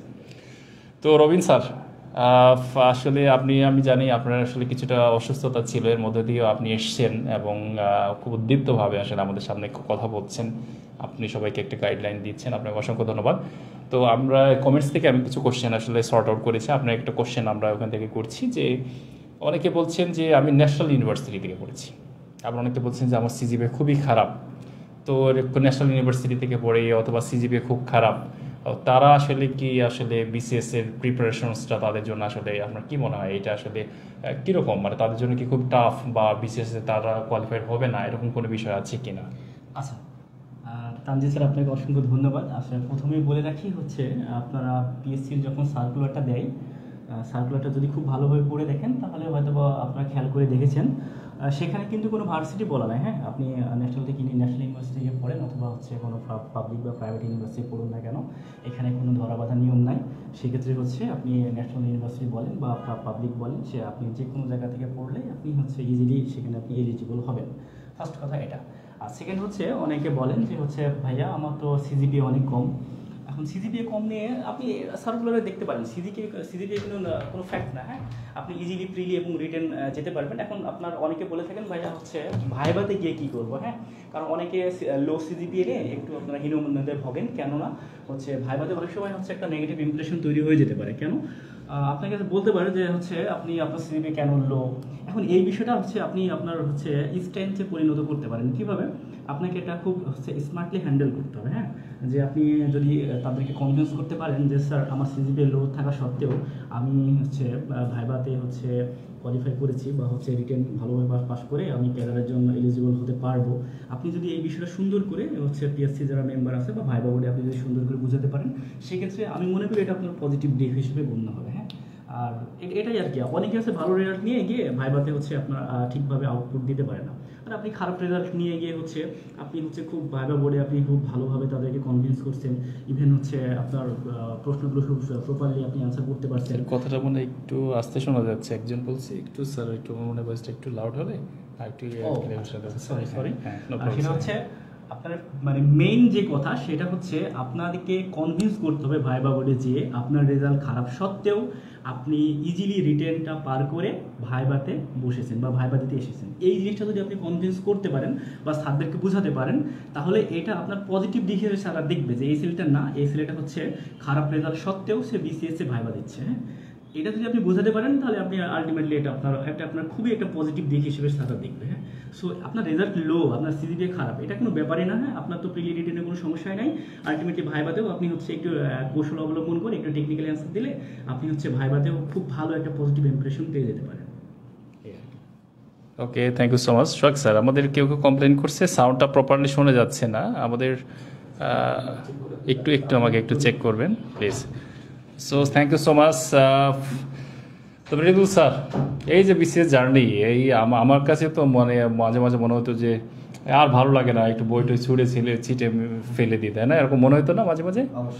তো এই যে আর ভালো লাগছে না, পড়ছি বিভিন্ন জিনিস পড়ছি, ঠিক আছে, রিটেনের জন্য পড়ছি, পিলির জন্য পড়ছি, আর কত পড়াশোনা করা যায়, দেখা যাচ্ছে 4টা বিসিএস 5টা বিসিএস দিয়েছি, আর ভালো লাগছে না। তো ওই সময় একটা জিনিস থাকতে হবে, সেটা হচ্ছে কি ধৈর্য, পেশেন্স। তো ধৈর্যটা কিভাবে রাখা যায়? আমি যেটা মনে করি যে ধৈর্যটা তখনই থাকে না মানুষের, যখন দেখতেছে যে আমি সারাদিন পড়তেছি কিন্তু কি হচ্ছে না, আমার আউটপুটটা আসতেছে না। এরকম অনেকটা মনে হয় অনেকেরই যে আমি সারাদিন পড়তেছি। তো এটার একটা আংশিক উত্তর কিন্তু আমি একটু আগে দিয়েছিলাম যে আমার কাছে মনে হচ্ছে আমি 14 ঘন্টা পড়তেছি বা আমার যতক্ষণ ফ্রি টাইম আছে তার পুরো টাইম পড়তেছি, কিন্তু আমি আর কিছুই করার সুযোগ পাচ্ছি না, কিন্তু আমার রেজাল্ট আসতেছে না। তার এই যে 2টা কারণ, একটা হচ্ছে আপনি যেভাবে পড়তেছেন আপনার স্টাডি টেকনিক্সে প্রবলেম আছে, দ্বিতীয়ত আপনি যে সারাদিন পড়তেছেন, আপনি আর কোথাও কোনো সোশ্যাল লাইফ নাই, কিচ্ছু করছেন না, বন্ধুরা ঘুরতে যেতে পারছেন না, আড্ডা দিতে পারছেন না, এগুলো করতে না পারার কারণে আপনার মধ্যে এই ফ্রাস্ট্রেশনটা তৈরি হচ্ছে। তো আমি বলবো যে আপনি যে সময়টা পড়তেছেন সেই সময়টা আপনার এফিসিয়েন্সিটা বাড়ান। আপনি যেন পড়ার, আপনি যে ওই যে 14 ঘন্টা আমি বললাম, এটা কিন্তু আপনার একটা অ্যাবসার্ড ধারণা, আপনার মনে হচ্ছে 14 ঘন্টা, কিন্তু আসলে 14 ঘন্টা পড়ছেন না। সেটাকে আপনি নিয়ে আসেন যে আমি 4 ঘন্টাও যদি পড়ি সেটা আমার 100% ইফেক্টিভনেস নিয়ে পড়বো, এবং আমি যে ফ্রি টাইমটা কাটাচ্ছি সেটা আমি মানে চিল করে কাটাবো, আমি যা মন চাই তাই করবো, বন্ধুদের সাথে আড্ডা দিব, সেই সময়টা আমি চিন্তাই করবো না পরীক্ষা নিয়ে। সেটা যদি আপনি করতে পারেন যে আমি 4 ঘন্টা যখন পড়বো আমি তখন কিন্তু কোথাও যাব না, আমার শত এমার্জেন্সি কল আসুক যা আসুক আমি সেখান থেকে উঠবো না, আমি চেয়ারের সামনে চেয়ারে যে বসবো সেখানে আমি কিচ্ছুতেই উঠবো না, কিন্তু যখন আমি আবার রিল্যাক্স করবো তখন যেন আমার কোনো চিন্তা থাকে না যে পরীক্ষা নিয়ে পড়াশোনা নিয়ে, তখন আমার একদম ওইটা চ্যাপ্টার ক্লোজড। আমরা এইটা করতে সবাই ব্যর্থ হই, অর্থাৎ ঠিক পড়ছিও না আবার ঠিক মজাও করতে পারছি না। যখন মজা করতেছি তখন একটা গিল্টি ফিল হচ্ছে যে না আমি এখানে বসে আছি, টিভি দেখতেছি, আমার তো পড়া উচিত। আবার যখন পড়তেছি তখন ভালো লাগছে না, যাই একটু টিভি দেখে আসি। এই জিনিসটা করা যাবে না, দুইটাকে একদম কমপ্লিটলি সেপারেট রাখতে হবে। আমি যখন পড়বো 100%, যখন মজা করবো তখন 100% মজা করবো। আপনি শুধু এটা ফলো করেন, দেখবেন যে আপনার ফ্রাস্ট্রেশন লেভেলটা কমে যাচ্ছে, আপনার একটা হেলদি সোশ্যাল লাইফও চলে আসতেছে, পেশেন্সটা চলে আসবে, এবং আপনার এফিসিয়েন্সি বাড়ার কারণে কি হবে, আপনার আউটপুটটাও বেটার হবে। এটাই। ওকে, থ্যাংক ইউ সো মাচ। আমি সোহাগ স্যারকে একটু বলছি বাকি অংশটা একটু পরিচালনা করার জন্য, আমি এর পরবর্তীতে আবার জয়েন করবো। Sir please. থ্যাংক ইউ স্যারকে আমাদের এতক্ষণ ধরে সময় দেওয়ার জন্য। আজকে আপনি অনেকগুলো গুরুত্বপূর্ণ তথ্য দিয়েছেন, কিন্তু এর পরেও স্যার কিছু স্টুডেন্ট জানাইতেছে তারা আসলে পড়ে, চেষ্টা করে, এরপরেও আসলে মনে থাকে না। আসলে মনে রাখার জন্য আমার থেকে যেটা মনে হয় যে রিভাইজ দেওয়া এটা অত্যন্ত জরুরি। তো স্যার আপনি এই পড়াটা মনে রাখার জন্য, মানে একই পড়া আসলে কখন, অনেকে বলে সকালে পড়লে মনে থাকে, অনেকেই এরকম শুনেছি মাঝরাতে পড়লে মনে থাকে, আসলে কি করা উচিত স্যার? এইটা আসলে একটা ইউনিভার্সাল প্রবলেম যে আমি পড়তেছি মনে থাকে না। তো এইটার কিছু সায়েন্টিফিক কিছু ডিসকভারিও রয়েছে যে আসলে কিভাবে পড়া উচিত এবং মনে রাখাতে কি করা জরুরি। সেক্ষেত্রে আমি একটু বোর্ডে লিখতে চাচ্ছি। তো এইখানে দুইটা বিষয় আমাকে মনে রাখতে হবে, একটা হচ্ছে অ্যাক্টিভ রিকলিং, এটা কি, হ্যাঁ এটা একটা, আর একটা হচ্ছে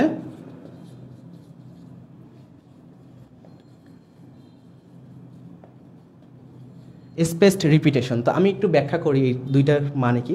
একটা হচ্ছে আমরা যখন রিভাইজ দেই তখন কি করি, আমার খাতায় লেখা আছে, আমি জাস্ট ওটাই দেখতেছি, বারবার দেখতেছি, কিন্তু আমি কিন্তু আমার মেন্টাল জায়গাটাকে চ্যালেঞ্জ দিচ্ছি না, আমি ব্রেনকে চ্যালেঞ্জ দিচ্ছি না যে তোমার কি ওটা আসলেই মনে আছে কিনা। অ্যাগেন আমরা যদি সে ফর এক্সাম্পল সংবিধান সবচেয়ে কঠিন, তাই না, ধারা সহ অনুচ্ছেদ সহ মনে রাখা। তো আমরা যদি মনে করি যে 23-এর কতে কি আছে, আপনি হঠাৎ করে নিজেকে চিন্তা করেন যে 23-এর কতে কি আছে, মনে পড়তেছে না আমার, 25-এ কি আছে মনে পড়তেছে না আমার, কিন্তু আমি কি করবো, খাতা খুলেও আচ্ছা এটা আছে এটা আছে। এটা আমরা সবাই করি যে আমার মনে পড়তেছে, আমি খাতা খুলে দেখতেছি, আমি সেটাকে বলতেছি কি রিভিশন দেওয়া। এটা করা যাবে না। এটা করার মানেই হচ্ছে আপনি কি করতেছেন, আপনার ব্রেনকে একটা সহজ রাস্তা দিয়ে হাঁটাচ্ছেন।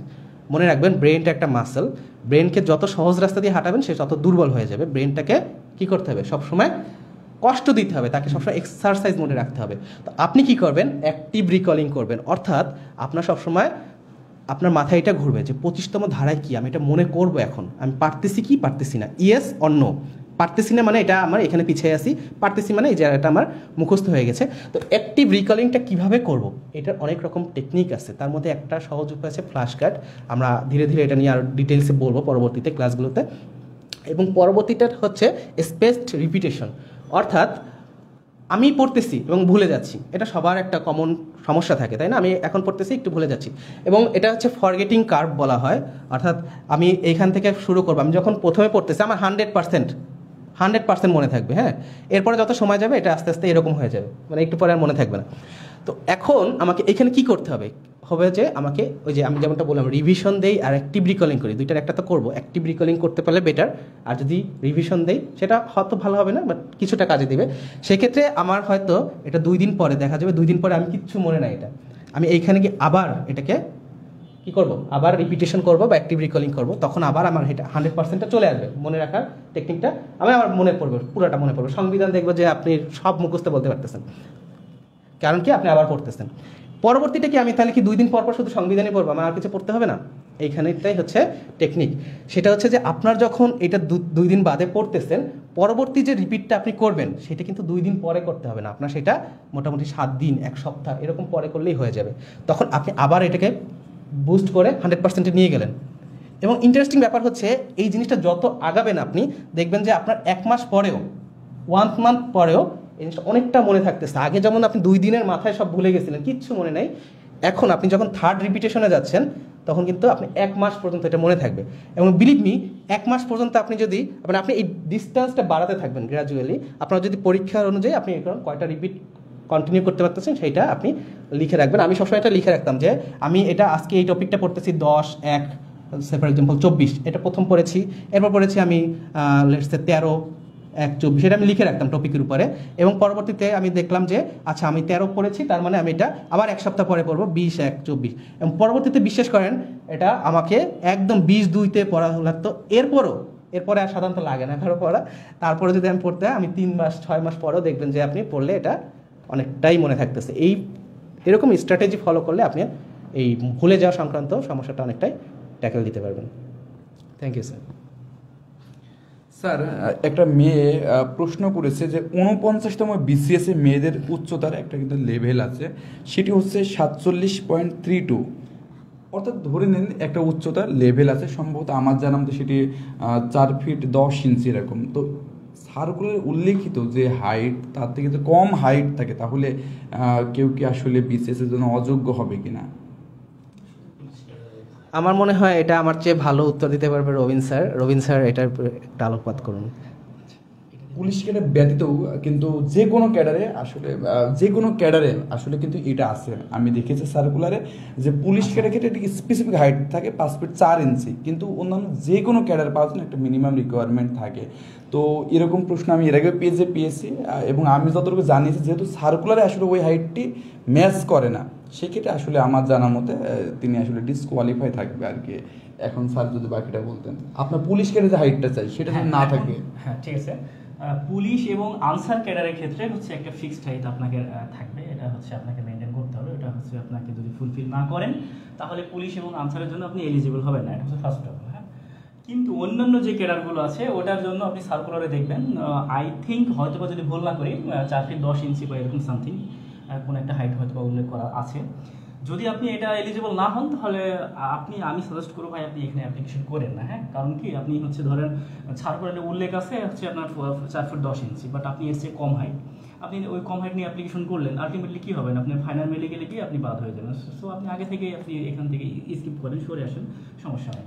আর যেহেতু পুলিশ এবং আনসারের ক্ষেত্রে এটা ফিক্সড, মানে এখানে আপনার কোনোভাবে কমানো যাবে না। হ্যাঁ, আপনি যদি 1-2 ইঞ্চি যদি কোনোভাবে আপনি যদি বেশি দিয়ে অ্যাপ্লিকেশন করেন তাহলে এটা অনেক বেশি প্রবলেম হবে। বাট অন্যান্য ক্যাটাগরির ক্ষেত্রে যদি আপনার কিছুটা আপনার একটা সন্দেহ থেকে থাকে, ধরুন আপনি 4 ফিট 9 ইঞ্চি বা 9.5 ইঞ্চি, সেক্ষেত্রে আপনি অবশ্যই করবেন, মানে এগুলো খুব বেশি ধরা করবে না। কিন্তু যদি আপনি পুলিশ এবং আনসার ক্যাডার আপনার হচ্ছে পছন্দ হয়ে থাকে বা এই দুটো ক্যাডার আপনি হচ্ছে চয়েস লিস্টে দিয়ে যদি অ্যাপ্লিকেশন করে থাকেন তাহলে ভাই আপনাকে এটা অবশ্যই মেনটেন করতে হবে। হ্যাঁ, অ্যাটলিস্ট হচ্ছে ছেলেদের জন্য যেমন 5 ফিট 4 ইঞ্চি বা মেয়েদের জন্য 5 ফিট 2 ইঞ্চি আছে, এটার কখনোই কম যেন আপনার না হয়। হ্যাঁ, অন্যান্য ক্যাডারের ক্ষেত্রে যেমন যদি আপনার সার্কুলারে 4 ফিট 10 থাকে তাহলে আপনি হচ্ছে বা আপনার ধরেন 4 ফিট 9, মানে আপনার 1 ইঞ্চি কম আছে, আমি আপনাকে সাজেশন দিব আপনি করবেন। হ্যাঁ, পরে ফাইনালি বাদ পড়লেন ব্যাপার না, বাট পুলিশ এবং আনসার হলে কখনোই করবেন না। এবং এটা হলো এটা স্ট্রিক্টলি এটা হচ্ছে ওরা নিষেধ করে। হ্যাঁ, কারণ আপনি আলটিমেটলি আপনি সুপারিশপ্রাপ্ত হয়ে দেন কী হবে, বাদ পড়ে যাবেন। কিন্তু অন্যান্য ক্যাডারের ক্ষেত্রে কিছুটা আপনি ছাড় পাবেন, এটা বলে দিতে পারি। সো আপনি এটা নিয়ে কোনো প্যারা খাবেন না এই আর কি। স্যার, কিছু স্টুডেন্ট প্রশ্ন করেছে, বিশেষ করে আমিও যখন সদ্য অনার্স পাস করি কোনো একটি কোচিংয়ে ভর্তি হব এরকম একটা চিন্তাভাবনা মাথায় ঘুরছে। তো স্বভাবতই ভার্সিটি যারা ক্যাডারতে সফল হয়েছে তাদের থেকে আসলে শোনার চেষ্টা করি, তখন তাহলে এরকম অনলাইনের প্রচারণা ছিল না, এটি করোনা পরে বেশি এসেছে। এখন স্যার এই যে নতুন সদ্য যে গ্রাজুয়েট তার ভিতরে কিন্তু নানা রকমের কনফিউশন থাকে, তো সেই ক্ষেত্রে আসলে তারা কিভাবে পড়বে, কিভাবে প্রস্তুতি নেবে, এবং সেই সমস্ত স্টুডেন্ট যদি আপনার স্টুডেন্ট হয়, কারণ যেহেতু আপনি আমাদের এই টোটাল কোর্সে আসলে গুরুত্বপূর্ণ অনেকগুলো ক্লাস নেবেন, বিষয় প্রায় স্যার 20 থেকে 30% লেকচার নেবেন, সেক্ষেত্রে আসলে আপনি সেই কনফিউশনগুলো সদ্য গ্রাজুয়েট স্টুডেন্ট এবং রানিং স্টুডেন্টের জন্য কীভাবে হেল্প করবেন স্যার? আচ্ছা, স্যারের প্রশ্নটা আমি যদি একটু সামারাইজ করি তাহলে একটা পার্ট হতে পারে যে আমার কোচিংয়ে ভর্তি হওয়া জরুরি কিনা, এটাই তো স্যার নাকি? স্যার, এবং নতুন যারা তারা আসলে যে কনফিউশনে থাকে।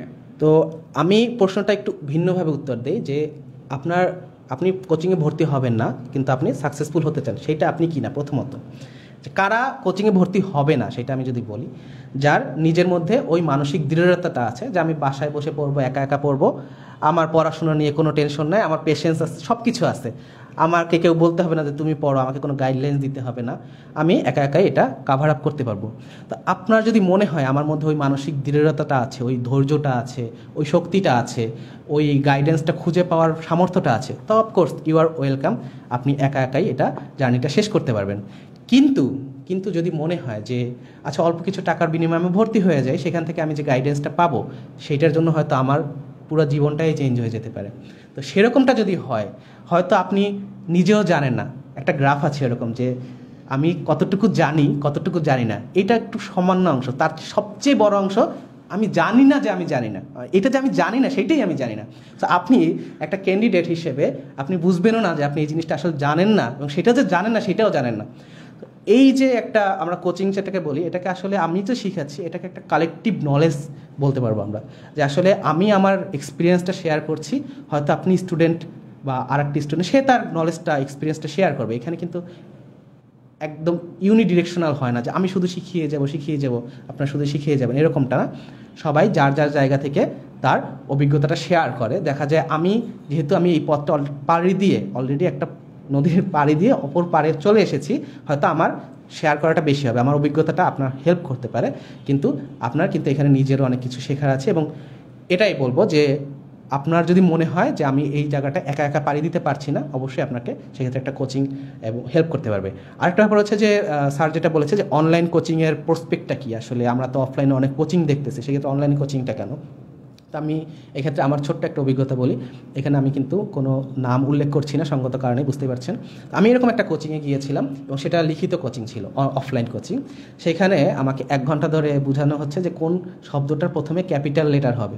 তো এখন একটা বিসিএস ক্যান্ডিডেট, তার যদি এইটা শিখতে হয় যে বাক্যের শুরুতের প্রথম অক্ষরটা ক্যাপিটাল হতে হবে এবং সেটা 1 ঘন্টা ধরে শিখতে হয়, তখন কিন্তু একটু সমস্যাই আছে। সো অফলাইন কোচিংগুলো অবশ্যই ভালো হবে হয়তো, কিন্তু আমার অভিজ্ঞতা অনুসারে এরকমটা ছিল না, যেক্ষেত্রে বিসিএস চ্যাম্পিয়ন কিন্তু অনেক কোয়ালিটি টিচার অফার করতেছে, অনেক কোয়ালিটি ক্লাস অফার করতেছে। তো সেক্ষেত্রে আমার কাছে মনে হয় যে এই বিসিএস চ্যাম্পিয়নের একটা পোটেনশিয়ালিটি আছে এই ক্ষেত্রে অনেক ভালো কিছু অফার করা। আর মাত্র গ্র্যাজুয়েশন যারা কমপ্লিট করেছে তাদের যদি জার্নিটা বিসিএস হয়, অবশ্যই আমি বলবো যে you are welcome to join here, এবং আপনি চেক করে দেখতে পারেন যে আপনার আসলে কোন জায়গাটা চেঞ্জ করতে হবে, কোন জায়গাটা শিখতে হবে। Sir, thank you. Thank you sir. Sir, আপনি যেহেতু একটু অসুস্থ, ফলে আপনাকে একটু পরে আপনাকে কষ্ট দিচ্ছে না, আপনি কিছুক্ষণ আসলে আপনি একটু রেস্ট করুন, আমি এখন একটু তানজিল স্যারকে ডেকে নেব। ওকে, ধন্যবাদ।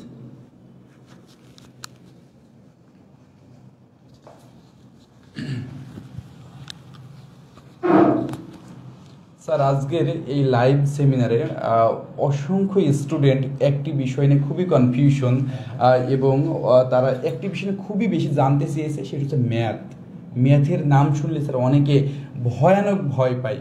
তো আপনি তো বুয়েটিয়ান স্যার, আপনি বুয়েটে পড়েছেন, নিঃসন্দেহে আসলে ইঞ্জিনিয়ারিং পড়ার ক্ষেত্রে আসলে ম্যাথমেটিক্স একটা অত্যন্ত গুরুত্বপূর্ণ একটি বিষয় ছিল। সো আসলে ম্যাথমেটিক্সে কিভাবে স্যার ভালো করা যায়? থ্যাংক ইউ শখ স্যার। তা আমি এই কোশ্চেনটা আমাকে অনেকেই করেন, ইভেন আমি আমার অফিসে আমার যারা অনেক কলিগস আছেন বা জুনিয়র্স আছেন, তারা আমাকে প্রায়ই জিজ্ঞেস করে থাকেন যে ম্যাথসে কীভাবে ভালো করবে। আমার একটাই আনসার, ঠিক আছে, একটাই আনসার, ব্রেন স্টোরমিং।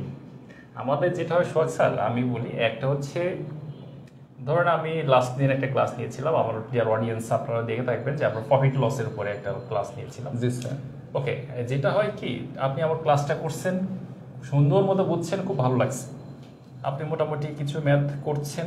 ওকে, আপনি দেখা যাচ্ছে পরীক্ষার হলে গিয়ে একটু ডিফারেন্ট টাইপসের ম্যাথ এসছে, বেসিকটা কিন্তু সেম, আপনি করতে পারছেন না। কেন করতে পারছেন না? কারণ আপনি যে শিখলেন, শেখার পরে আপনার ব্রেনটাকে প্র্যাকটিসিং করা বা স্টোরমিং করা, যে নতুন একটা সিচুয়েশন আপনাকে রাখলে ওইটাকে কিভাবে ফাইট করতে হবে, ওই জিনিসটা কিন্তু আপনি শিখলেন না। তো দেখা যাচ্ছে আমি একটা ক্লাস নিলাম, বা শখ স্যার একটা ক্লাস নিয়েছেন একটা ম্যাথের যে কোনো টপিক্সের উপরে, আপনি দেখেছেন, খুব সুন্দর করে শিখেছেন। শেখার পরে আপনি কি করবেন, বিভিন্ন গাইড বই বা বিভিন্ন জায়গাতে ওই টপিকগুলো আছে না, আছে, বা আপনার বিসিএস চ্যাম্পিয়নে কিছু আমরা অনলাইন পিডিএফ বা শিটস আপনাকে দিচ্ছেন। তো আপনি সেটা দেখুন করছেন, দেখা যাচ্ছে আপনি একটা কোশ্চেন করতে গিয়ে দেখা যাচ্ছে আপনি পারলেন না, আপনি 1 মিনিটের মধ্যে কি করছেন, আনসারটা বের করছেন এবং আনসারটা আপনি দেখে নিচ্ছেন। তখন আপনার কি হচ্ছে, ব্রেন স্টোর্ম করলো না, মানে আপনার ব্রেনের চর্চাটা করা হলো না। মানে নতুন একটা পরিস্থিতিতে যখন আপনি পড়ছেন, তখন আপনার ব্রেনটা শিখলো না যে আপনি কিভাবে ফাইট করতে পারবেন। তো যখন আপনি শিখলো না, আপনাকে একটু ঘুরিয়ে পিছিয়ে দিলে আপনি পারছেন না। সো আমার রিকমেন্ডেশন থাকবে যে প্রথমে যারা ম্যাথ শুরু করছেন, আপনি একটা ট্রাই প্রথমে দেখেন, বেসিকগুলো দেখেন, প্রিভিয়াস ইয়ার কোশ্চেন দেখেন, টিচার্সদের কি গাইডলাইনগুলো দেখেন, শেষ। এরপরে আপনার মেইন কাজটা হবে স্টোরমিং করা। আপনি একটা ম্যাথ পারেন না, ওই একটা ম্যাথ নিয়ে আপনি 15 মিনিট বসে থাকবেন, পারার দরকার নেই, 15 মিনিট বসে থাকবেন। আপনার ব্রেন শিখুক যে নতুন একটা পরিস্থিতিতে কিভাবে বিভিন্ন অ্যাঙ্গেল থেকে চর্চা করা যায়, কিভাবে বিভিন্ন অ্যাঙ্গেল থেকে এটাকে ফাইট করা যায়। এই ফাইটিংটা যখন আপনার ব্রেন শিখে যাবে, তখন আপনি যে কোনো কোশ্চেন যে কোনো পরিস্থিতিতে দিলে আপনার ব্রেন দেখবেন ইজিলি খুব কুইক ফাইট করতে পারছেন, আপনি ম্যাথ করতে পারবেন। সো এইটাই হচ্ছে আমার বেসিক গাইডলাইন, আপনার ব্রেনটাকে স্টোরমিং করা শেখান। তো এটা যদি আপনি করতে পারেন, আপনি ম্যাথসে ভালো করবেন নিশ্চিত। স্যার, আপনি এই যে 50তম যে বিসিএস প্রিলিমিনারি ব্যাচটি চালাবে, সেখানে আপনার অনেক লেকচার থাকবে এবং আপনার সরাসরি সেখানে সুযোগ থাকবে। তো সেই ক্ষেত্রে আসলে আপনি যে ম্যাথগুলো করাবেন, সেইগুলো আসলে মানে কিভাবে করাবেন, আসলে এরকম একটা প্ল্যান করছেন যে আসলে মানে কোন কৌশলে আসলে আপনি পড়াবেন স্টুডেন্টদের ম্যাথের যে বিষয়টি? ওকে, থ্যাংক ইউ সো মাচ। প্রথম কথা হচ্ছে আমরা যেটা করি পিডিতে কিছু কিছু বিষয় শর্টকাট দেখি, তাই না? যেমন দেখা যাচ্ছে আপনারা দেখবেন যে কোনো একটা প্রোডাক্ট প্রথমে হয়েছে কি হয়েছে, প্রাইসটা 10% বৃদ্ধি পেয়েছে, তাই না শোক স্যার? জি স্যার। এরপরে দেখবেন এই ম্যাথটা খুব কমন, তারপরে দেখা যাচ্ছে 5% ওই প্রোডাক্টের প্রাইসটা ফল করছে, ঠিক আছে, বা হ্রাস পেয়েছে, তাই না? তখন বলা হচ্ছে যে আলটিমেটলি এইটার কতটুকু হ্রাস বা বৃদ্ধি পেল। এই জন্য একটা শর্টকাট আছে না মার্কেটে, আমরা যখন a+b+ab ডিভাইড বাই 100 করি, তাই না, করে এখান থেকে মান বের করে ঠাস করে করবো 1 মিনিট আনসার। তো আমি করব ভাই, আমি এটা শেখাবো, আপনি শিখবেন, বাট ওই ম্যাথটা অ্যাকচুয়ালি রিয়েল প্রসেসে কিভাবে খুব দ্রুত, খুব ইফেক্টিভলি, এফিশিয়েন্টলি আপনি করতে পারেন সেটা আমি শেখাবো।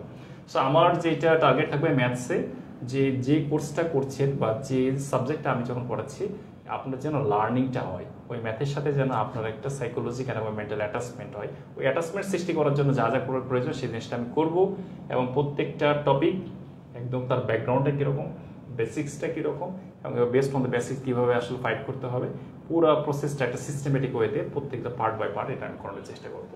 Thank you sir. আশা করি স্টুডেন্ট অনেক বেশি উপকৃত হবেন, কারণ স্যার যেহেতু বুয়েটেন, আশা করি ম্যাথের বিষয়ে আপনাদের কোনো প্রকার কোনো কনফিউশন থাকবে না, এটুকু আসলে আমরা আপনাদেরকে কমিটমেন্ট করতে পারি। সুপ্রিয় শিক্ষার্থীবৃন্দ, আপনাদের একটি খুবই বারংবার একটি প্রশ্ন আসে, সেটি হচ্ছে একটি পত্রিকার প্রায় 16 থেকে 20টি পেজ থাকে, এবং এক একটি পেজ বইয়ের A4 সাইজ 4টি পেজের মতো, প্রায় 64 পেজের সমতুল্য। অনেকেই বলে স্যার এত হিউজ যে আসলে অংশ সেটিকে পড়া সম্ভব কিনা, অথবা কিভাবে পত্রিকা পড়লে আসলে বিসিএস ক্যান্ডিডেট বা চাকুরি প্রার্থীরা উপকৃত হবে, কোন সেগমেন্টগুলো? ওকে, থ্যাংক ইউ সো মাচ। আমি একটু যদি সামারাইজ করি স্যার, প্রথম কথা হচ্ছে যে একটা হচ্ছে পত্রিকা নিয়মিত পড়বেন। আপনি কেন পড়বেন? আপনি নিজেকে আপডেটেড রাখার জন্য। সো আপনি নিজেকে আপডেটেড রাখছেন, পড়ছেন, সেটার একটা ইনডিরেক্ট ইম্প্যাক্ট থাকবে, সেটা আপনি পিডি করেন বা রিটেন যখন আপনি পরীক্ষা দিচ্ছেন বা ভাইভা দিচ্ছেন, সেটার একটা ইনডিরেক্ট আউটপুট পাবেন, সেটা আপনি বুঝতে পারবেন, ঠিক আছে? এখন কোশ্চেন যেটা আসছে যে আমি কিভাবে পড়বো, দেখেন প্রথম কথা, আমি আমার যে একটা গাইডলাইন্স একটা সেগমেন্ট আছে, আপনারা ওইটা একটু দেখে নেবেন, ওখানে পত্রিকা আসলে কিভাবে পড়বে একটা অংশ বলা আছে। তারপর আমি আরো একটু রিপিট করছি যে আপনি প্রথমে যখন বিসিএস প্রিপারেশন শুরু করছেন, দেখা যাচ্ছে ইন্টারন্যাশনাল অ্যাফেয়ার্সের একটা গুরুত্বপূর্ণ অংশ হচ্ছে আমাদের যে পরিবেশগত ইস্যু, ওখানে মনে হয় 3 বা 4 মার্কস আছে। তারপর আন্তঃরাষ্ট্রীয় সম্পর্ক, এরকম কিছু সেগমেন্ট আছে। এই সেগমেন্ট ওয়াইজ আপনার কিন্তু নোটস থাকবে, আপনার আলাদা খাতা থাকবে, আপনার আলাদা নোটস থাকবে, অথবা আপনি নোট প্যাডেও সেটাকে আলাদা আলাদা পার্ট করে নোট করতে পারেন। তো আপনি পত্রিকা এখন পড়বেন, আর ওটার সাথে কি সম্পর্ক? দেখেন, আপনি দেখা যাচ্ছে সকালে উঠছেন, ওটা দিয়ে বিজনেস ট্রেনার পড়ছেন, বা আপনি দেখা যাচ্ছে প্রথম আলো পড়ছেন বা ইত্তেফাক পড়ছেন, হোয়াট এভার আপনার যেটা ভালো লাগে। আমি বলবো না যে স্পেসিফিক ওইটাই পড়তে হবে, আপনি বাংলাদেশ অ্যাফেয়ার্স, ইন্টারন্যাশনাল অ্যাফেয়ার্সের সাথে রিলেটেড বা কন্টেম্পোরারি ইস্যুর সাথে রিলেটেড আপনার যেইটা ভালো লাগে আপনি সেটা পড়বেন। আপনি পত্রিকা জাস্ট উল্টান, আচ্ছা আমার কাছে এইটা ভালো লাগছে, ওকে ওইটা পড়েন, আমার কাছে এইটা ভালো লাগছে, ওইটা পড়েন। এইরকম নয় যে প্রথম থেকে লাস্ট 20 পৃষ্ঠা পর্যন্ত একদম না পড়ে আমি উঠবো না, নেভার। আপনি জাস্ট পত্রিকাটা সামনে রাখেন, যেটা ভালো লাগছে পড়বেন। এবং এইখানে একটা ইম্পর্টেন্ট বিষয় আছে, সাপোজ আপনি দেখলেন যে আমাদের যেমন সালিমুল হক স্যার আছেন, উনি বাংলাদেশের অত্যন্ত প্রমিনেন্ট এনভায়রনমেন্টাল সায়েন্টিস্ট, এবং উনি কিন্তু আইপিসিসি যে কিছু রিপোর্ট রাইটিং আছে ওখানে কিন্তু রাইটিং করেছেন একসময়, এবং এখনো করেন, খুবই প্রমিনেন্ট পার্সন। তো ওনার একটা লেখা পেয়েছেন, তুমি দেখছেন যে ক্লাইমেট চেঞ্জ নিয়ে খুব দারুণ একটা কথা বলেছে, যে জিনিসটা আপনি গাইড বইয়ে বা বিভিন্ন টিচার প্যানেল থেকে আপনি যেগুলো পান নাই, বাট আপনি যে নোট করছেন chapter by chapter, part by part, আপনি সালিমুল হক স্যারের ওই যে একটা ভালো কথা, ওইটা আপনি ওখানে ইন করে রাখেন। সো আমি যেটা বলবো, আপনার যেইটা ভালো লাগবে বের করবেন, যখন ভালো লাগবে আপনি পড়বেন, পড়ার পরে ওখান থেকে যে জিনিসগুলো ভালো লাগবে, আপনার যে নোট খাতাগুলো আছে, যে টপিকগুলো, ওর সাথে যে রিলেভেন্ট পার্টটা থাকবে ওখানে আপনি ইন করে দেবেন। সো এখানে ছোট্ট করে স্যার আরেকটা বলি, এবং হার্ড কপি পড়া যদি আপনি পড়তেছেন, দ্যাট ইজ ভেরি গুড।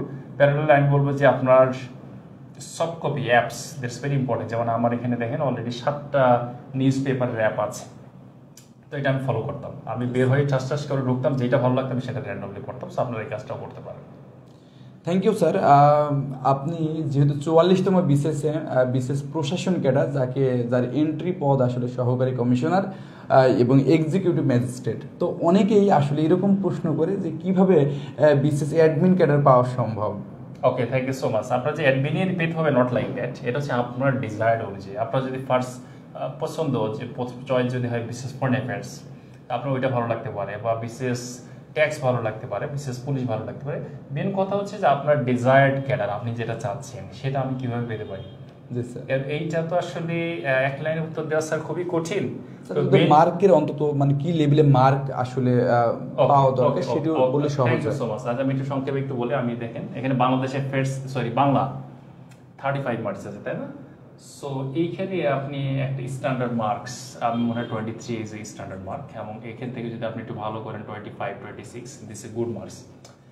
ইংলিশেও আমি বলবো যে 25 ইজ ভেরি গুড মার্ক, ঠিক আছে? ম্যাথসে আমি বলবো যে 12 ইজ এ গুড মার্ক। এভাবে আসলে স্পেসিফিকভাবে এখন যদি আমি বলিও, আমার মনে হয় যে আমার যে ক্যান্ডিডেটস ওনার মনে থাকবে না, বাট একটু সামারাইজ করি যদি, আমার মনে হয় যে অ্যাটলিস্ট প্রিলিমিনারিতে 130, আবার বিসিএস রিটেনের জন্য আমি বলবো যে 560 মার্কস, এবং ভাইভাতে আমি বলবো যে 140 মার্কস। এভাবে যদি আপনি টার্গেট করে প্রিপেয়ার হন, আমি বলবো this is a very good preparations. এবং ওইভাবে যদি আসলে কি আমি যদি বলি, ফার্স্ট হচ্ছে স্ট্র্যাটেজি। কারণ আমাদের যেটা হয় কি, আমার খুব খারাপ লাগে, আমি আমার আশেপাশে সারাউন্ডিংসে দেখি, মনে করেন বিসিএস প্রিপারেশনের টোটাল জার্নি আপনি যে ইফোর্ট দিচ্ছেন, ইফোর্টগুলোকে আমি দেখেছি স্ল্যাবে ভাগ করছি। জি স্যার। আমি মনে করেন এইটাকে বললাম হচ্ছে ইফোর্ট, ঠিক আছে, আর এখানে মনে করেন দিস স্ট্র্যাটেজি, ঠিক আছে? আমাদের যেটা হয়, এই স্ট্র্যাটেজিতে আপনি সময় দিয়েছেন আপনার জীবনের 1% টাইম, আর এই শুধু ইফোর্ট পড়তেছি আর পড়তেছি, এখানে আপনি 99% সময় দিচ্ছেন। জি স্যার। আপনার আউটপুট আসবে না, আমি গ্যারান্টি দিচ্ছি আপনার আউটপুট আসবে না। সো আমি বলবো যে ভাই, স্ট্র্যাটেজিতে অ্যাটলিস্ট আপনার লাইফে 20% টাইম দেন, মিনিমাম 20% টাইম দেন, দেন 80% আপনি টাইম দেবেন ইফোর্ট। আমার কাছে যদি বলেন সোহাগ স্যার, আমি বলবো যে আমার স্ট্র্যাটেজিতে ইনপুট ছিল অ্যারাউন্ড 40%, এবং আমি ইফোর্ট দিয়েছিল 60%। আপনি স্ট্র্যাটেজিতে যত বেশি ইনপুট দিবেন, আপনার ইফোর্টস তত কমে আসবে। তার মানে হচ্ছে আপনি পড়তে বসার আগেই কোশ্চেন অ্যানালাইসিস, সিলেবাস অ্যানালাইসিস, এবং আপনি যে কিভাবে পড়বেন, কোথায় কোথায় মার্কস পাবেন। আপনার একটা জিনিস মনে হচ্ছে খুব ডিফিকাল্ট, মার্কস আসে আপনি দেখছেন 2, সো দরকার নেই, স্কিপ ইট। সো আপনার মতো করে আপনি স্ট্র্যাটেজি সেট করবেন না প্রথম, দেন আপনি ইফোর্টের দিকে যাবেন। সো এইটাকে যদি আপনি ফলো করেন, সো কম্প্রিহেন্সিভলি আপনি ভালো করবেন প্রিলি, রিটেন এবং ভাইভা। আমি মনে করি স্যার যে কথাটা বলতেছিলাম, যে একজন সদ্য গ্রাজুয়েট বা যারা রানিং স্টুডেন্ট আছে, তাদের পক্ষে কিন্তু স্যার এই স্ট্র্যাটেজিটা বোঝা আসলে কঠিন হয়ে পড়ে। তো আমাদের এই 50তম বিসিএস প্রিলিমিনারি ব্যাচে যারা এনরোল করবে, তাদের সাথে কি আপনি এই স্ট্র্যাটেজিগুলো একেবারে শেয়ার করবেন? আনডাউটেডলি শেয়ার করব। এবং এইটা বলি, যদি কেউ মনে করেন যে কোচিং করব না, আই রেসপেক্ট ইউ, আপনি সেটা নাও করতে পারেন। আবার যদি বলেন যে আসলে কোচিং করলে আপনার কি লাভ হবে, দেখেন যেটা হয়, আমি নিজেও যেটা করেছি, প্রথমে আমি নিজে যখন পড়েছি, প্রয়োজনের থেকেও অপ্রয়োজনীয় অনেক কিছুতে আমি অনেক সময় লটস টাইম দিয়েছি। বা ধরেন সোহাগ স্যার, আপনি বাংলা, ধরেন আপনি হচ্ছে যে হুমায়ুন আহমেদ পড়াবেন, সো আপনি আপনার জীবনে হুমায়ুন আহমেদ অনেক পড়েছেন, অনেক উল্টাপাল্টাও পড়েছেন, প্রয়োজনীয় পড়েছেন, অপ্রয়োজনীয় পড়েছেন, আপনি এখন জানেন যে কোনটা অ্যাকচুয়ালি আপনার জন্য প্রয়োজন, যেটা আপনি শুরুতে জানতেন না। সো যেটা হবে, সোহাগ স্যারের আপনি যখন একটা বাংলা ক্লাস করছেন, তখন প্রথমেই আপনি কিন্তু সোহাগ স্যার আপনাকে একটা আউটলাইন দিয়ে দিচ্ছে যে এই জিনিসগুলো আপনার প্রয়োজন, এই জিনিসগুলো আপনার প্রয়োজন নাই। সো দেখেন, আপনার অপ্রয়োজনীয় পড়ার সুযোগটা কমে যাচ্ছে, এবং যেটা প্রয়োজন সেটা সোহাগ স্যার আপনাকে বলে দিচ্ছে। তো তখন স্বাভাবিকভাবে আপনি এই জায়গাটাতে আগেই স্ট্র্যাটেজিটা পেয়ে যাচ্ছেন, এবং খুব অল্প ইফোর্টে অনেক বেশি ভালো আউটকাম পাচ্ছেন। সো আমি এইটাই আপনাকে এদেরকে সবসময় বলবো যে যদি কোনো একটা গাইডলাইন্স মনে করেন প্রয়োজন, যাতে কিনা আপনি প্রয়োজনের থেকে অপ্রয়োজনীয় জায়গাতে বেশি সময় না দেন, যাতে করে আপনার প্রস্তুতি একটু গুছালো হয়, একটু স্ট্র্যাটেজিক হয়, বা যারা এই লাইনে সফল হয়েছে তাদেরকে টাচে থাকতে পারেন, আপনার কনফিডেন্স বুস্ট আপ করে, ওই জায়গা থেকে যদি চিন্তা করেন, আমি বলবো যে আসলে এই কোচিংয়ে এই জায়গাটা আপনাকে হেল্প করবে। এবং আমরা আনডাউটলি আমরা প্রত্যেকের জায়গা থেকে, রবীন্দ্র স্যার আছেন, আমাদের সাথে মৃদুল বৈদ্য স্যার আছেন, সোহাগ স্যার আছেন, আমরা আমাদের 100% ইফোর্ট আমরা এই জায়গাটাতে দিই। সুপ্রিয় শিক্ষার্থীবৃন্দ, আসলে যে কথাটি একেবারে সত্য কথা, সেটি হচ্ছে স্যারের যে ডিজায়ার্ড ক্যাডার সেটি তিনি পেয়েছেন, রবিন স্যারের যে ডিজায়ার্ড ক্যাডার সেটি তিনি পেয়েছেন। অর্থাৎ তাদের বিসিএস থেকে আর নতুন করে পাওয়ার কিছু নেই, যার ফলে আপনার কার্পণ্য করতে হবে। স্যারদের যা যা আছে তা একেবারে আপনাদেরকে সম্পূর্ণ ঢেলে দেবেন। এবং আপনার আমাদের ক্লাসের পাশাপাশি কোনো কিছু না বুঝলে আমাদেরকে পার্সোনালি ইনবক্স করতে পারবেন। এমনকি স্যারদের অনুমতি সাপেক্ষে আপনি কল করে পর্যন্ত আসলে সেই সমস্যাটি সমাধান করতে পারেন। অর্থাৎ আপনাদেরকে একেবারেই একটি সফল পথ দেখানোর জন্য যা যা করা দরকার, আমরা 50তম অর্থাৎ ভিক্টোরি 50 এই ব্যাচে সেটি কিন্তু আমরা করব।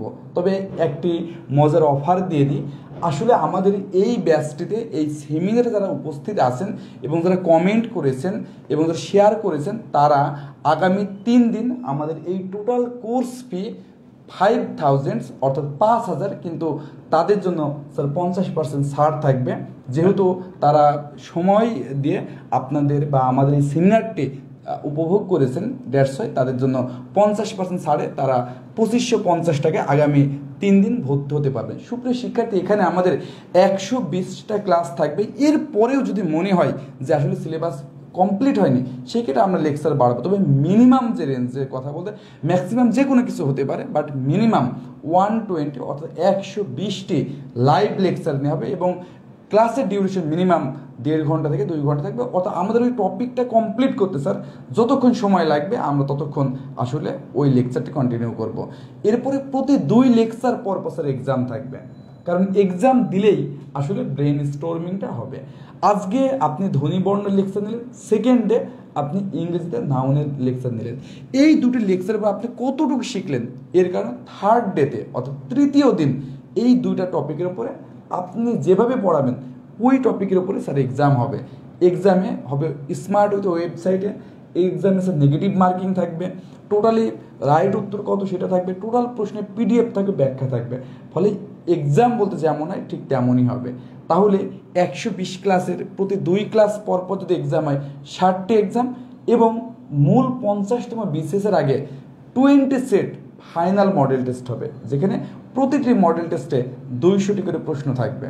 সুপ্রিয় শিক্ষার্থীবৃন্দ, যারা আমাদের পেজের নিয়মিত ফলোয়ার, তারা কিন্তু জানেন যে আমরা ডে নামে একটি অপশন চালু করি। কারণ স্যার বিসিএস ব্যতীত অন্যান্য পরীক্ষায় আমি দেখেছি ব্যাকরণ এবং গ্রামারের থেকে মুখস্থ অংশ বেশি আসে। আপনার দেখবেন এক কথায় প্রকাশ, সমার্থক শব্দ, বিপরীতার্থক শব্দ, বাগধারা, ইংরেজিতে synonym, antonym, one word substitution, idioms and phrase, এগুলো আসে। তো এরকম আমরা 100 দিনের জন্য 200 পেজ, অর্থাৎ প্রতিদিন সকালে ঘুম থেকে উঠেই আপনি দেখবেন 2 পেজ ডে আপনার গ্রুপে চলে গেছে। তখন আমরা আপনারা সকালে বেলা উঠে কী করে মোবাইল চালায়, আপনি না চাইলে ঘুমের থেকে উঠেই আপনি এই মুখস্থ অংশদের ধারাবাহিকভাবে ডেইলি 5টা করে পড়েন। 100 দিন পরে দেখবেন আপনাদের সেই বিষয়টি সকল মুখস্থ অংশ গ্রাজুয়ালি কমপ্লিট হয়ে যাবে। তাহলে আপনি এক্সাম দিতে পারলেন, আপনি কমপ্লিট লেকচার পেলেন, এবং নোটের যে কথাটা বলতেছে, স্যারের নোট, আমাদের ক্লাস লেকচার সহ আমাদের প্রত্যেকটি টপিকের একেবারে গোছানো হ্যান্ড নোট আছে। আমরা সকল নোটের গোছানো হ্যান্ড নোটের পিডিএফ আপনাদের সাথে শেয়ার করব। এছাড়াও আপনার এই চাকরিতে সফল হতে যা যা লাগে সেগুলো কিন্তু আমরা সবই আপনাদের সাথে শেয়ার করব। স্যার, আপনি কাছে আমাদের শেষ প্রশ্ন, সেটা হচ্ছে, আপনি জানেন যে বাংলাদেশের সবথেকে বড় বিশ্ববিদ্যালয় কিন্তু জাতীয় বিশ্ববিদ্যালয়, যেখানে আমাদের লক্ষ লক্ষ ভাই বোনেরা পড়াশোনা করেন এবং অনেক মেধাবী স্টুডেন্ট কিন্তু এই জাতীয় বিশ্ববিদ্যালয়ে পড়াশোনা করেন। এই যে যখন তারা বিসিএস বা কোনো চাকরি পরীক্ষা দিতে যাবে, এই জাতীয় বিশ্ববিদ্যালয়ে পড়ার কারণে তারা নিজেরাই অটোমেটিক কোনো কারণ ছাড়া হীনমন্যতা ভোগ করে। এটি করার কোনো যৌক্তিকতা আছে কিনা, তাদের এই লো ফিল করার কোনো যৌক্তিকতা আছে কিনা? আমি মোটেও এটাকে যৌক্তিকতা আছে বলে মনে করছি না। ইভেন আমার সাথে যারা ক্যারিয়ার রিকমেন্ডেড হয়েছেন, আমাদের সাথে আমি অনেককে পেয়েছি, they actually can probe the National University right now, they are very much meritorious. So আপনি অ্যাডমিশনের সময় আপনার হচ্ছে যে 3 মাস মতো সময় থাকে পড়ার, ইন্টার পাস করার পরে, বা this is kind of lottery. তো আপনার ওই সময়টাতে আপনার লাক হিট করে গিয়েছে, আপনার একটা ভালো জায়গাতে, আপনি ডেজার্ট জায়গাতে চান্স পেয়েছেন। আপনার ওই সময়টাতে লাক হিট করে নাই, আপনি হয়তো আপনার ডেজার্ট জায়গায় যেতে পারেন নাই, বা আপনি ইচ্ছাকৃতভাবে আপনার মনে হয়েছে আপনি ন্যাশনাল ইউনিভার্সিটিতে পড়বেন, আপনার এলাকায় আপনি পড়েছেন। সো এটার কারণে আমার মনে হয় যে শখ স্যার এটাতে কোনোভাবেই লো ফিল করার সুযোগ নেই। এবং আরেকটা বিষয় হচ্ছে যে বিসিএস এর জন্য আসলে কী লাগে, আপনি প্রিলি দেখবেন, রিটেন দেখবেন, ভালো ভাইবা দেবেন। এইখানে কি আসলে ইউনিভার্সিটি ম্যাটার্স? ইউনিভার্সিটি ম্যাটার্স না, বাট হ্যাঁ এই জায়গাটাতে হয় কি, আপনি নিজে যদি নিজেকে ইনফেরিয়র মনে করেন, তো স্বাভাবিকভাবে আপনি একটু ডাউন ফিল করবেন, আপনার দেখা যাচ্ছে ওইভাবে কনফিডেন্স বুস্ট আপ হবে না, তখন আপনি যেভাবে ভালো করার কথা ছিল করতে পারছেন না। অ্যান্ড আপনার চারপাশে সারাউন্ডিংস কি বলে, এইটা আমি বলবো যে জাস্ট আপনার মাথা থেকে ছুঁড়ে ফেলে দিবেন, এবং আপনি আপনার মতো করে প্রিপারেশন নেবেন এবং আপনার স্ট্র্যাটেজি সেট করবেন, এবং আপনি সফল হবেন। তখন দেখবেন যে আপনি কোথা থেকে পড়েছেন, কি পড়েছেন, ডাজন্ট ম্যাটার। ফাইনালি দিন শেষে কিন্তু আপনার সাকসেসটা মানুষ দেখতে চাই, এবং ওইটা আসলে মেইন ইস্যু হয়ে দাঁড়ায়। সো আমি বলবো যে কে কোন ব্যাকগ্রাউন্ড থেকে পড়ছেন, নট অনলি ন্যাশনাল ইউনিভার্সিটি, আপনি কোন ব্যাকগ্রাউন্ড থেকে পড়ছেন, বিসিএস জার্নিতে this is not an issue. Thank you sir. আসলেই বিষয়টি দেখেন, আপনি ভাইভা বোর্ডে গেছেন মানে স্যার কিন্তু জানে আপনি প্রিলি কোয়ালিফাই করেছেন, রিটেন কোয়ালিফাই করেছেন, সো আপনি তো ভাইভাতে যোগ্য বলেই তো আসলে পিএসসি মেম্বারের সামনে কিন্তু উপস্থিত হয়েছেন। ফলে এটি নিয়ে আসলে ভাবার কোনো দরকারই নেই, এটা আমরা আপনাদেরকে এনশিওর করতে পারি। এবং স্যার কিন্তু বলেছেন তাদের যে অ্যাডমিন ক্যাডার যে গ্রুপ আছে সেখানে অসংখ্য এরকম জাতীয় বিশ্ববিদ্যালয়ে পড়ুয়া বিশেষ অ্যাডমিন ক্যাডার বৃন্দ আছেন। সো এখানে নিয়ে কোনো টেনশনের কোনো কারণ নেই। স্যার আপনি যেহেতু আমাদের মৃদুল স্যার সেই সুদূর চিটাগাং থেকে, এবং তিনি বাপেক্সের মতো একটি গুরুত্বপূর্ণ প্রতিষ্ঠান চাকরি করেন, জানেন যে এটি কিন্তু একটি গুরুত্বপূর্ণ প্রতিষ্ঠান যারা আসলে পেট্রোলিয়াম যে বিষয়গুলো সেগুলো কিন্তু এক্সপ্লোরেশন করে। আপনারা জানেন আমাদের দেশে গ্যাসের কিন্তু অনেক বেশি সংকট আছে, তাহলে নতুন নতুন গ্যাস ফিল্ড খুঁজে পাওয়ার জন্য কিন্তু বাপেক্স কাজ করে, এবং এটি কিন্তু একটি অত্যন্ত গুরুত্বপূর্ণ একটি প্রতিষ্ঠান। তিনি সেখানে কর্মরত আছেন, এবং মাত্র 1 দিন বা 2 দিন যে ছুটি পাওয়া যায় আপনাদের মাঝে জ্ঞান বিতরণের জন্য তিনি কিন্তু এত দূর পথ এসে অতিক্রম করেছেন। ফলে আমরা আসলে আজকে শ্রদ্ধেয় মৃদুল স্যারের কাছ থেকে আরও অনেক কিছু জানতে চাই, যেহেতু আমরা কিছুটা হলেও কাছে আছি। সো আপনি যদি বাকি সেশনটা মৃদুল স্যারের সাথে কন্টিনিউ করতেন। Okay, thank you so much Sohag sir. Sohag sir আমাদের টাইমটা কতক্ষণ হয়েছে আসলে এখন পর্যন্ত? না সমস্যা নেই, আমাদের টাইমটা কতক্ষণ হয়েছে মোটামুটি আনুমানিক? Sir Mridul sir please. Sir 1 ঘন্টা 1.5 ঘন্টার মতো হয়েছে, আমরা 10 মিনিট কন্টিনিউ করব। ওকে, থ্যাংক ইউ আমার ডিয়ার অডিয়েন্সেস। আমাদের আসলে একটা ভালো সেশন হয়েছে, প্রায় 1 ঘন্টা প্রায় 30 মিনিটসের বেশি হয়েছে। সো আমরা একদম শেষের দিকে, তো আমরা মৃদুল স্যার এবং রবিন স্যারের সাথে একটু জাস্ট কিছু কথা বলবো।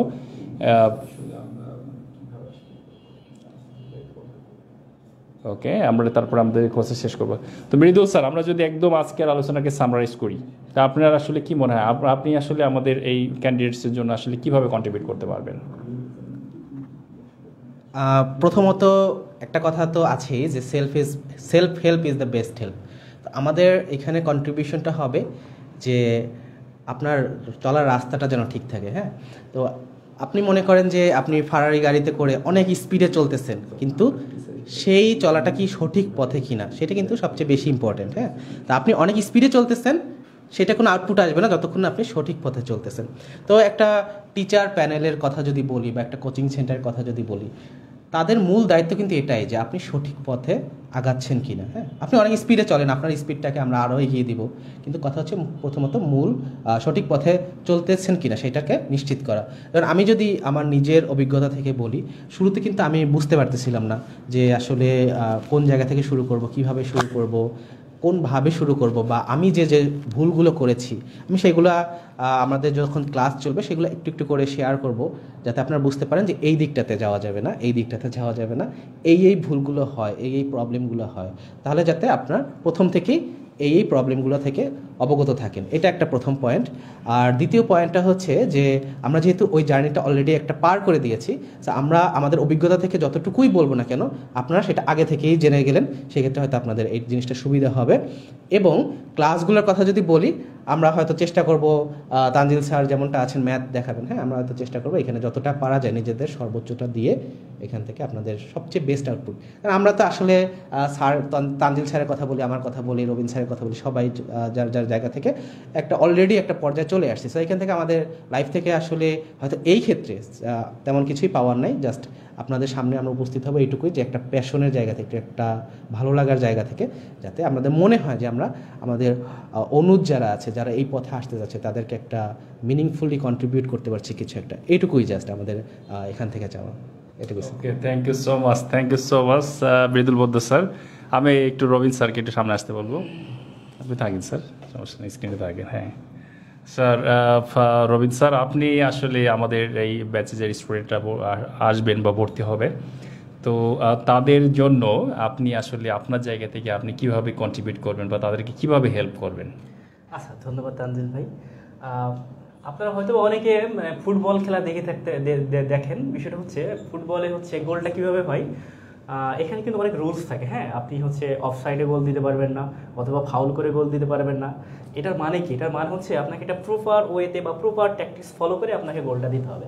ঠিক সেমভাবে মানে আমরা আমি বা আসি বা তানজিল স্যার বা বলেন বা হচ্ছে মৃদুল স্যার, আমরা যে যারাই ক্লাস নিই না কেন, আমরা ওইভাবে আপনাদের জন্য একটা প্রপার গাইডলাইন এবং প্রপার ট্যাকটিক্সটা অবলম্বন করে ইনশাল্লাহ আপনাদের হচ্ছে প্রপার গাইডলাইনটা দেওয়া হবে, বা যেই সাবজেক্টটা আমরা আপনাদের হচ্ছে নিব ওইগুলো সুন্দরভাবে শেষ করে দেওয়া হবে। হ্যাঁ, আর এটা আসলে মেন সবচেয়ে বেশি ফ্যাক্ট করে কি জানেন, যে হচ্ছে আপনি যদি প্রপার ওয়েতে যদি না আগান তাহলে হবে কি আপনার পরিশ্রমটা অনেক গুণে বেড়ে যাবে। হ্যাঁ, আমরা চাই বা আমরা যারা টিচার প্যারেন্ট যারা আছি আমরা অনেক মন থেকে চাই যাতে আপনার পরিশ্রমটা যাতে একটু কমে যায়। হ্যাঁ, আমরা যে পরিশ্রম করেছি এই পরিশ্রমটা যাতে আপনাদের না হয়, আপনারা ইজিলি আপনাদের হচ্ছে লক্ষ্যে পৌঁছে যেতে পারেন।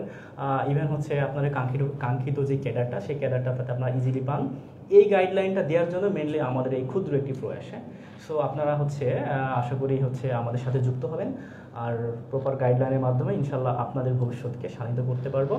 এই তো আপনাদের উজ্জ্বল ভবিষ্যৎ কামনা করি। ইভেন হচ্ছে আমাদের জন্য দোয়া করবেন যাতে আমাদের গেজেটটা খুব দ্রুত হয়ে যায়। আর আশা করি ইনশাল্লাহ হচ্ছে আপনাদের সাথে যতক্ষণ না হচ্ছে আমাদের এই কোর্সটা শেষ হয়, ইভেন হচ্ছে পরীক্ষার একেবারে শেষ দিন পর্যন্ত, যতদিন না প্রিলি শেষ হয় ততদিন পর্যন্ত আপনাদের হচ্ছে প্রপার গাইডলাইন দিয়ে যাব। ইভেন হচ্ছে নিজের সর্বোচ্চটুকু দিয়ে প্রপার সার্ভিসটা দেওয়ার চেষ্টা করব ইনশাল্লাহ। আপনারা আশা করি আপনারা উপকৃত হবেন এবং হচ্ছে খুব সুন্দর একটা প্রিলি প্রিপারেশন নিয়ে আপনারা এই কোর্সটা শেষ করতে পারবেন। Okay, thank you. Okay, thank you sir. Robin sir, আপনারা দুজনে একটু স্ক্রিনে থাকেন, আমি শোক স্যারকে একটু ডেকে নেব। স্যার স্যার প্লিজ এইখানে একটু আসেন।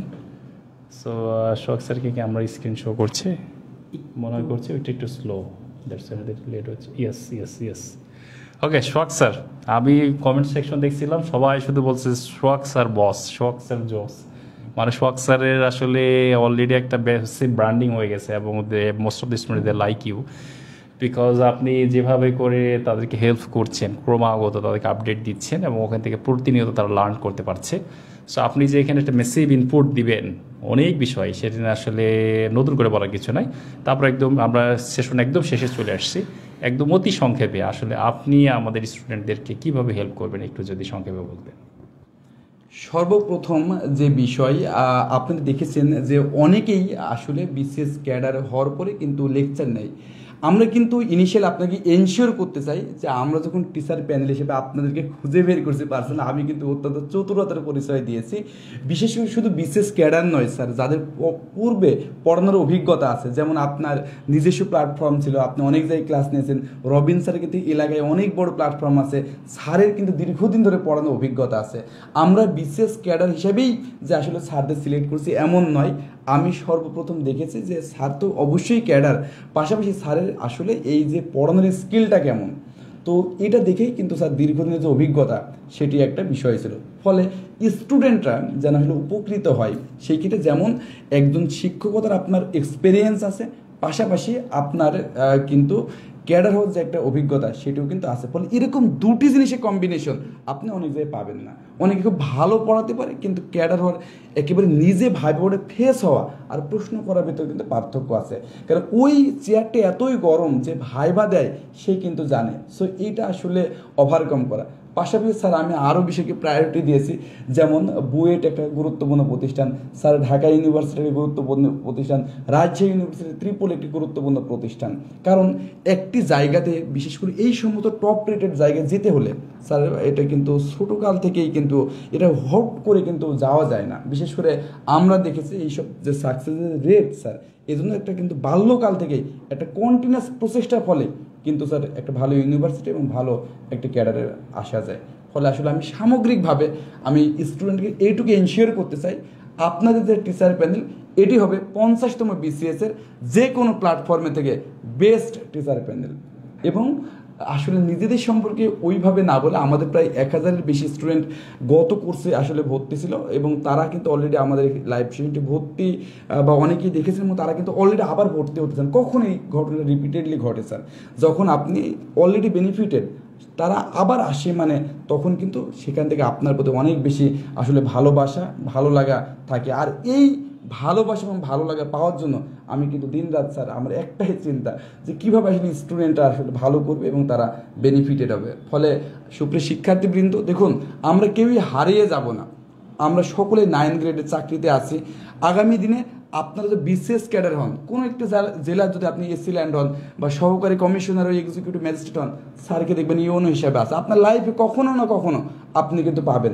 আপনি যদি সামনে কোনো এসআই হন, আপনি যদি আগামী কোনো একটি পরীক্ষা দেন, এসপি হন, ততদিন দেখবেন স্যার কিন্তু আপনার সার্কেলে এসপি হয়ে গেছে। অর্থাৎ আমাদের সাথে কিন্তু আপনাদের যে দেখাটা, এটি কিন্তু আমরা হারিয়ে যাওয়ার মতো কোনো ব্যক্তি নয়, কারণ আমরা অলরেডি রিনাউন্ড একটি পাবলিক প্রতিষ্ঠানে এবং সরকারি চাকরিতে কর্মরত আছি এবং থাকবো। ফলে হুট করে যে গুপ্ত হয়ে যাবে এটির কোনো সম্ভাবনা নেই, কারণ আমাদের ক্যারিয়ার অলরেডি একটি ভালো জায়গায় আছে।